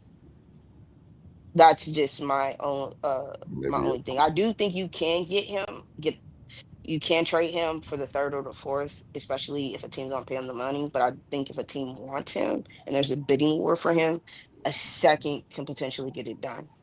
That's why I see the second get played, Pop. If it get down to like we fight the position, you at a Yeah, I third, think I'm at a that's when you third. get the Shit, let me just second. give you the Yeah. second and get it over with because I know they not moving. Hmm. Type shit. Yeah, I see that. I can see. I can see that. It's interesting, man, because I'm looking at the situation like 33 ain't bad. It ain't bad at all. I mean, he's not asking to break the bank. Like, I don't know what the issue. Why is it taking so long? Well, I He know just why want it's to be not taking so long because they don't want to pay him the got no money. damn but, money. Got no yeah, damn money. Ain't got no money. Yeah. I mean, it's reasonable. Like I said, he's not out here asking for 40 million. I think if he was asking for 40, I'd be, I tell him to kick rocks. I'm not giving you 40, but 30, somewhere between 30 to 35. I mean, I think that's reasonable.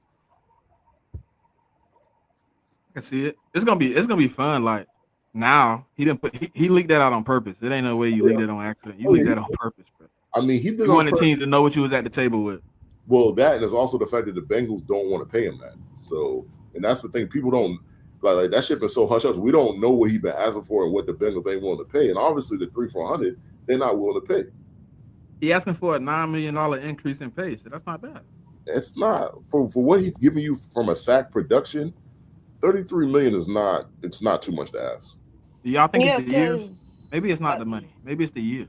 But he Maybe not they even but offered 3 the years is one. not a lot. he's not even asking for 4. He's asking for 3. And, I Yeah, mean, most which 3 years. means you can create an out for yourself in the third year in the contract. So Exactly.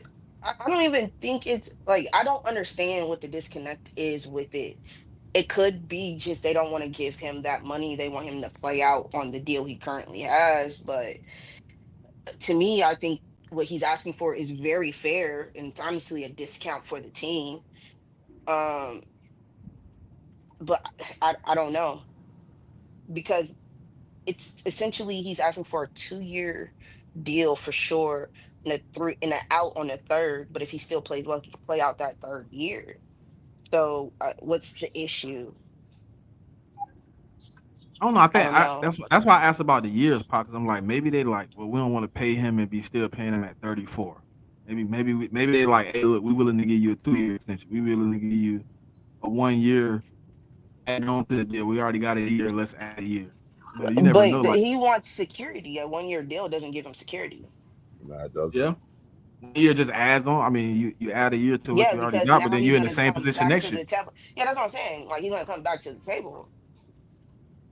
I think that's kind of they might be at an impasse with money, but I think it's a little bit of both. I think him being 30, going on 31, I think like money and years all play a part. Yeah, but my only thing is he's shown you in his 28 and 29 year playing in Going terms of crazy. he led the league in sacks. So I mean, he might have a little. I'm not saying he's going to lead the league in sacks at 30/31, but he shouldn't fall off to the fact where he's not giving them double-digit sacks though. Yeah, Yeah. I agree. I don't right now I can't see him just hitting a huge clip in his career. So that's what I'm saying. I just don't understand. It's not a lot of years, it's not a lot of money. Like, what's the issue here? Or it come down to the Bengals is what we said they are, broke. Well, I mean, they're broke because they're paying 2 wide receivers top 10 money. Like They paying that what the offense is almost half a billion. yeah, the offensive $500 million. The offensive line ain't even. It's not even like they got a top 5 offensive line or anything. Dude, they got. Right. I mean, it might be like around 10 to 18, maybe offensive line. I don't even know. I wouldn't even say it's 10. I feel more comfortable saying it's 15 to 20. I mean, hey, it's nasty though, man, because it's probably somebody sitting there waiting to burn the phone up at this point. You know what I mean? Like, hey, we'll pay that. We'll pay the 30. I'm sure like the teams like the Commanders and the Patriots will pay it because we still got money to spend. We still got a lot of money that's we're under the salary cap. I know the Patriots under the salary cap by $60 million, and we need a pass rusher. So I mean we could definitely pay it the $33 million a year. That's not an issue. But it's but the Bengals owner, bro, he I mean he's a hard-headed motherfucker though, bro. Like he don't like to give in to the players at all. So and the Commanders, I guess they leaked out that they have no intention of trading Terry. But we know how that works. I mean, they shouldn't have any intention of it. Don't mean you ain't gonna do it. That's why I said you know how that goes. Intention don't mean what you gonna have to do on purpose. I mean, I give you a perfect example. Like the Patriots ain't have no intention of trading Judon before the season last year, but shit, nigga, they did it. So what's the hold up? Like that's me. Like you said, you ain't talked to these people in a month. It's kind of like the trade situation. But I don't think it's a money. Like they have the money, but it's like maybe Peters has a budget that he only wants to spend so much amount of money on wide receivers, and maybe by I was in the Commander space, Mick, and they was like saying a bunch of stuff, and I'm like, that's not how contract negotiations work. It's not like the Commanders are the only one coming with contracts. His personnel, his people got a number and language they want in the contract. Also, they countering with their own contract proposals as well. Yeah, I mean, the thing about the Terry thing is like I get it. Like, you know, he's getting older, and so you don't want to fall on the wrong side of 30 and pay a wide receiver that he tails off, and then you're stuck with a bad deal. I get that, but to me, the Commanders kind of put themselves in this position where they traded for Debo, but they didn't draft a young wide receiver. And, right. and I get it, like they got McCaffrey last year, but McCaffrey really ain't showed too much. So it's like Terry looking at the situation, he's looking at the depth chart, like, well, shit. Like besides me and Debo, that's all y'all got at wide receiver. Right. Y'all don't got a whole bunch after that. I mean, McCaffrey's there, but his lack of production don't really help the team's leverage. And then they drafted the kid, what's his name, Jalen Lane, but like I don't know what he projects to this year. Like he's more of a developmental wide receiver to me. So I don't think you're really going to get what you expect to get out of Jalen Lane till like year 3. So I mean Terry got him in his leverage. He got leverage because of their wide receiver depth chart. So right, that's I'm like looking at the situation. Obviously, I don't think they ever stop being at the table as far as like his people having the phones open. it's just like to me, if you keep saying they're not close, right? He looking for whatever he looking for. When does the time come where it's like, all right, we might have to do what we have to do? I think once you start, once you start training camp, I think that's when it started to get to a sticking point. I mean, luckily, like they got the same OC as last year, so it's not like it's a new system. It's the same system. So, I'd be concerned if they don't have a deal for Terry, like around the second, around the second preseason game. That's when I But I start. think they do. I think they do got a deal. I think he just not signing that shit. Well, yeah.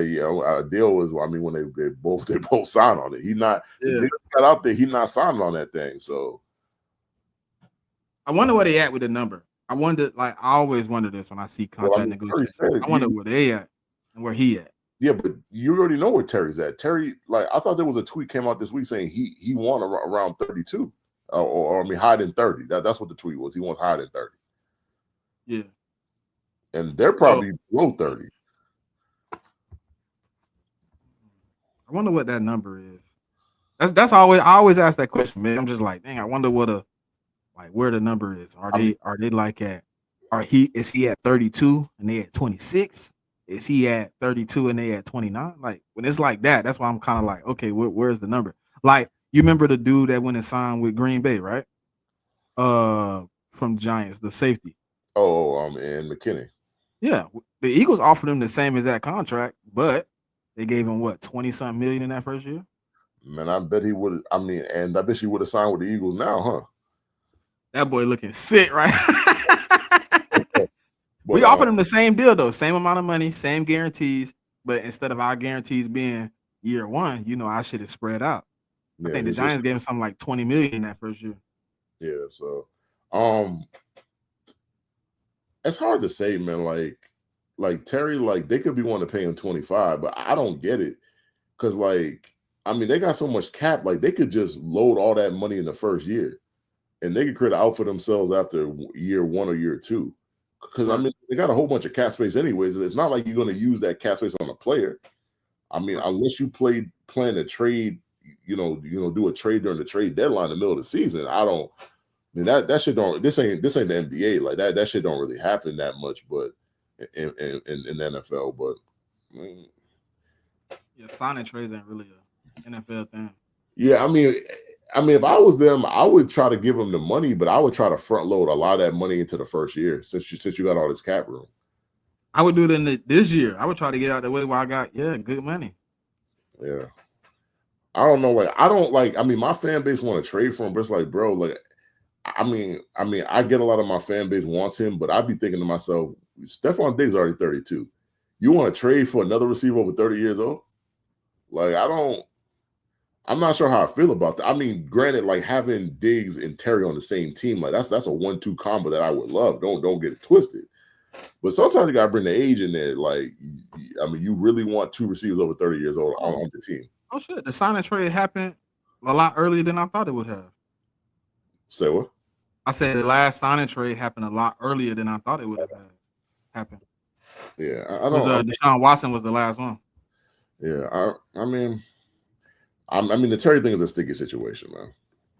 So yeah, it is. It is because like obviously he on the mark. He looking for money, but it's also he's not young. So and it's probably a lot of younger teams that's going to probably, you know what I mean? Yeah. Yeah, but I think with a team like the Commanders, who you didn't have a lot of draft capital this year, you did boost up certain positions on your line and in your secondary and your team, you address certain things. I don't think you should take a weapon like Terry away from him. In Jaden's like young development. I mean, they also don't have a lot of draft capital next year either, though. Like, I think they got like 5 or 6 picks next year. So, I've have heard like trade Terry, get more capital in the draft, but they're in such a tricky spot. It's such a tricky spot. They can honestly go either way, and I understand why they made the move. It's just so tricky for them. And I think if they would have took a wide receiver in like like in day 1 or day 2, like they might be able to part ways with Terry, and I mean, do a pop say like go for the picks, but they didn't draft a wide receiver till day 3, so I just like I don't know, like for young quarterbacks like that, like within your first contract, I'm not trying to take weapons away from you. I'm trying to give you more weapons than what you had the previous year. Yeah, that's what I'm saying, man. I mean, see what the Bears are doing with Caleb. See what the Patriots are doing with Drake. I mean, JJ McCarthy, they already got a plethora of weapons, so they don't really need to add anything. I mean, Penix, I mean, he's got pretty good weapons. Like once those quarterbacks get to year 3 or 4 and they're legit, then like you can do what the Bills did with Josh Allen and not load up on wide receivers, but like start to pull some of that back because he's become one of the best quarterbacks in football. So at that point, you'll be able to pull. Yeah, and y'all brought it up when y'all were talking about the Broncos, how they're surrounding Bo Nix with better talent, specifically getting him a running back that's going to be healthy and I think will be very productive in the system that Sean Payton runs. So you kind of take that pressure off of Bo Nix because he was their best running back last year. Oh, and Big Simple said give his team 2 weeks. Terry to get the contract done? Yeah, he said give him about 2 weeks. I mean, I don't think Terry going nowhere. I just don't see it. Like I think he's. I think if the only way I see him leaving, bro, is if somehow Josh Harris is just like, fuck no, I'm not moving. Or somebody willing to give them a first or second round pick. Then I mean, if you get a first round pick for Terry, I'm gonna call you. Yeah, unless you're a contender, I'm calling you down real fast. Yeah. Yeah. I'm gonna go. I'm gonna pack your bags for you if you give me a first round. He gone before the pen can hit the paper. Yeah, I know. I don't see that happening. Yeah. Hey, JMIK, I did go down that rabbit hole though of signing trades because I want to see how often it happened. So Deshaun Watson was the last one. Do you know who did it before that? Nah, not even sure. It was you. For Randy Moss. That was the. That's right. Yeah.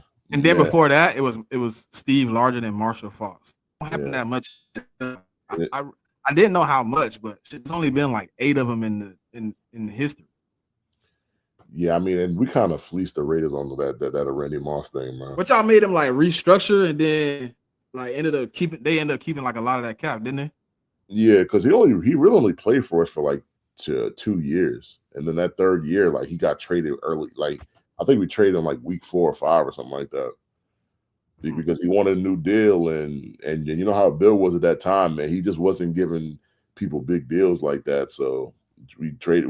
I believe we traded him back to the Vikings. I believe. Hey, how do y'all feel about? Did we talk about Sauce last time we was here? Yeah, was he paid? I think Sauce and I think we talked about Sauce and Garrett Williams last week, didn't we? Oh, I'm not sure because I thought they both got. No, we didn't because. No, that was the space, JMIK. We had a space. We talked about it, but I don't think we talked about it on the pod. Do y'all think they made like to me, right? I understand investing in your young talent is good, but in the state of the team, could they have moved one of those guys for a good amount of assets? I mean, they got enough picks already. I think where they messed up was they should have signed Sauce way before all the cornerbacks got their deals like during free agency. I think. He ended up getting 30, right?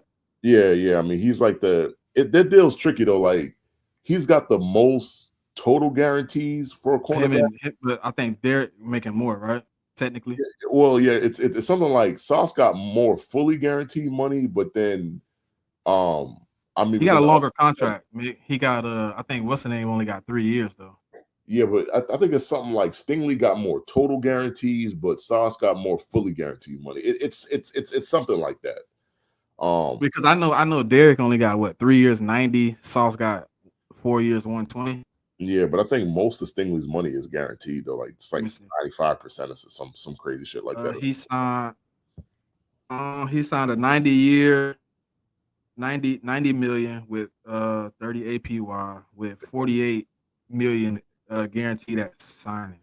Yeah, so I thought 50 million guaranteed at signing. I think Sauce got 60 million guaranteed at signing, but the total guarantee Stingley's is higher, I believe. It's like higher by like 3-4 million. It's not also Stingley get a good chunk of his money in that first 2 years too. Yeah.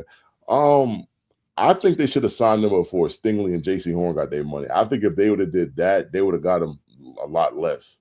But they wait, like I said, with the whole Cowboy shit, you wait, you let niggas get paid. That's what happened. Like now you got to make him the highest paid corner, and that's just what you got to live with. Garrett, like, I mean, what you gonna do? That's the only wide receiver. Like, to me, it feels like to me, just like that team is so like. I don't even like when I think about the team, I think about like 4 players, bro. Yeah, I mean it's the 2 we named: Garrett, Quinnen, Sauce, and now Justin Fields. But it used to be the running back. Yeah, but you got to throw in their like linebacker that just signed to Sherwood too. Because I mean they gave him a new deal. Like we was about to sign him until they gave him the deal right before free agency started. I mean, he was pretty good for them at a middle linebacker last year. Like he had a whole bunch of tackles, but I'm always wary about players that got a lot of tackles. Like to me, like a lot of people be celebrating like, oh, I got over 100 tackles. But the back of my mind, whenever I hear niggas talk about tackles, I'd be like, well, is that really a good thing that your player got a whole bunch of tackles? Because that just means that y'all niggas on the field a lot to me. But that's just my perception of it. But yeah, I was just having this. I had this conversation with Petey. And I was just like wondering, like, did he think the same thing? He was just like, I think one of them could have been moved. I don't think it'd have been smart to move both. You know what I mean? But he also thought Sauce would give more return than Garrett. Really? Because I think Garrett gonna give them more returns than Sauce, personally. I don't know why he gave me that perspective. I think defensively, I think Garrett more consistent than Sauce. Yeah, but you got to look at it like Garrett hasn't had a real quarterback, and he really, other than Tay Adams, he hasn't played beside another wide receiver that's actually good.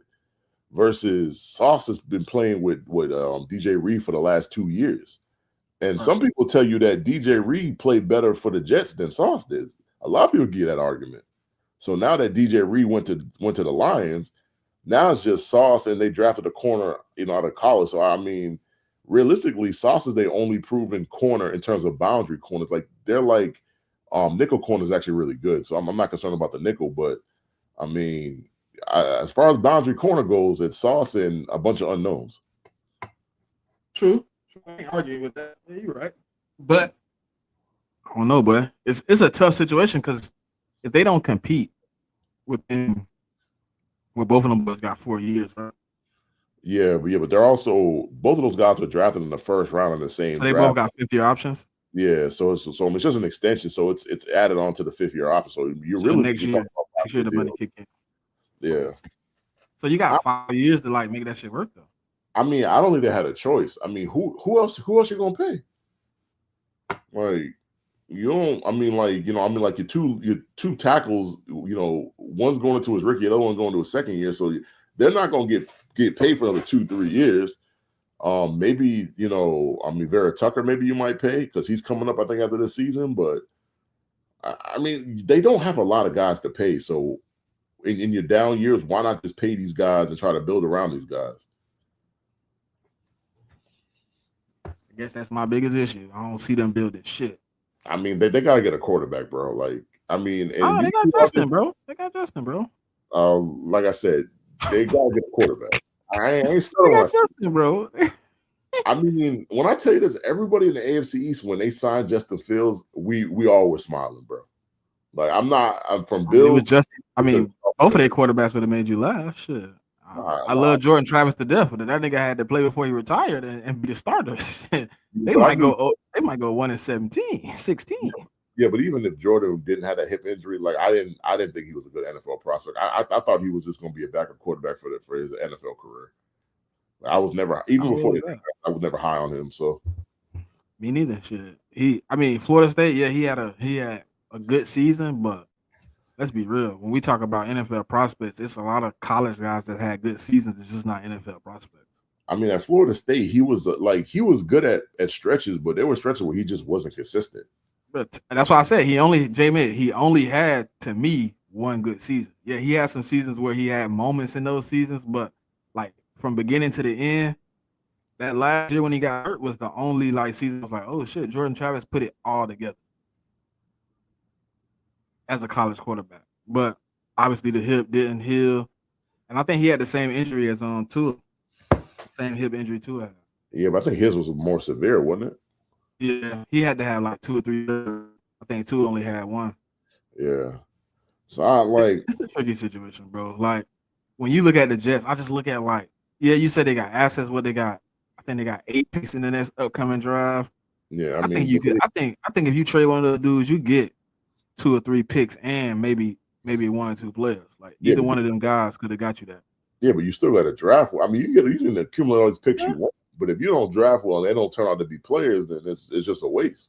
I can't argue with that. You do have to gather the talent. You do have to do that. Yeah, It's a lot of niggas with a lot of draft picks and they team still busts. Yeah, I mean, at some point you got to pick the players, and I mean that's the problem. They don't pick the right players. And honestly, like the whole Aaron Glenn hype, like when I look at them Detroit defenses, like them defenses wasn't that great either. Like that's why I'm concerned about Glenn being a head coach because his strong point is defense. And them, I mean, like maybe the Lions didn't have the personnel or whatnot. Maybe he'll have better personnel with the Jets, and it'll be better. But like I said, them defenses with the Lions, I mean, like they were really blitz centric, like defenses, and so I'm not sure if we can do that with the Jets secondary. They're very cornerback centric. I know why they pay Sauce though. I mean, Aaron Glenn hands all in that. He a DB. He love DBs. Like, yeah, but the problem is the Jets don't have the talent at DB that the Lions had though. Like, I mean, they don't have a Brian Branch. They don't have a Kerry Joseph. They don't have them guys. So I don't know. I mean, yeah, I mean they got Sauce, yeah. And I think they got Cisco from the Jaguars. I mean, even though I don't like the Jets, obviously because I'm a Patriot fan, but I do like Cisco though. I think he's a really good safety. I think that linebacker's old as hell too, right? Nah, C.J. Mosley retired. So they got the kid Sherwood. He's in his mid-20s. And then they got Quinn Williams' brother. I think Quinn Williams' brother's like in his late 20s. I think. What's his name? Quentin, right? Ain't his name Quentin? Yeah, Quinn. Because I mean, like his brother's Quinyon. I think it's Quinyon. It's Quinton actually. No, not Quinyon. Quinton. Yeah, I mean, the linebacker core not bad. I mean, it's just to me, it's the secondary.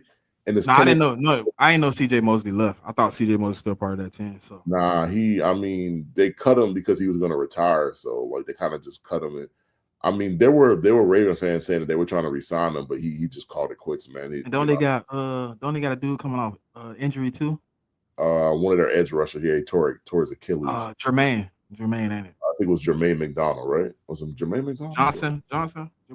Yeah, I think it was Jermaine Johnson because the other guy's Will McDonald. Like the other guy had a good season. Quincy 28. He'll be 29 in like a month. Yeah, so I mean their linebackers are pretty young.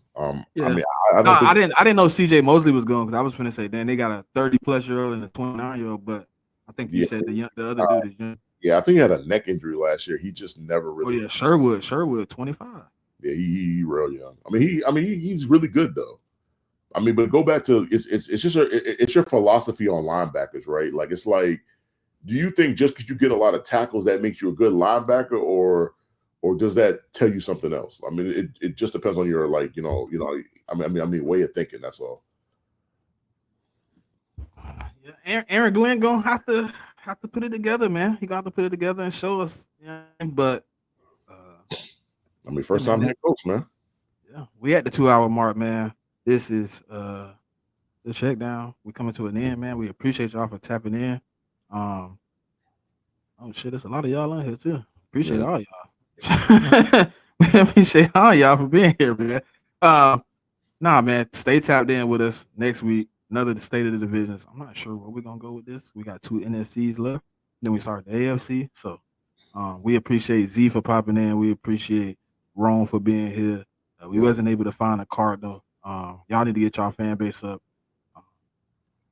But I think that man, don't know why you think about the damn Cardinals. That's why we ain't even bring them up. I mean, I did though. I ain't even gonna lie. I said Kyler Murray.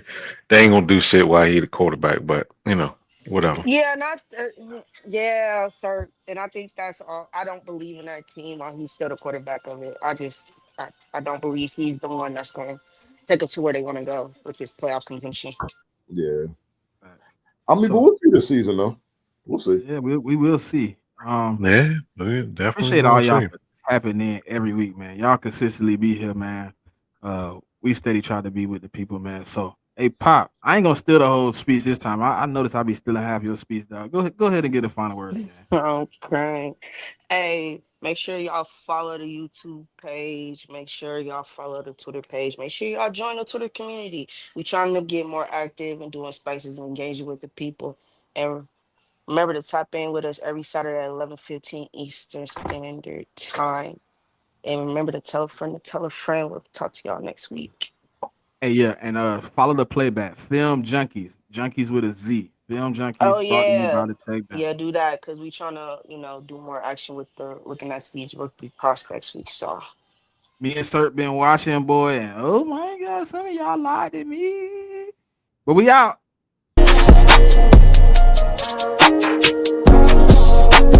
Give it to you.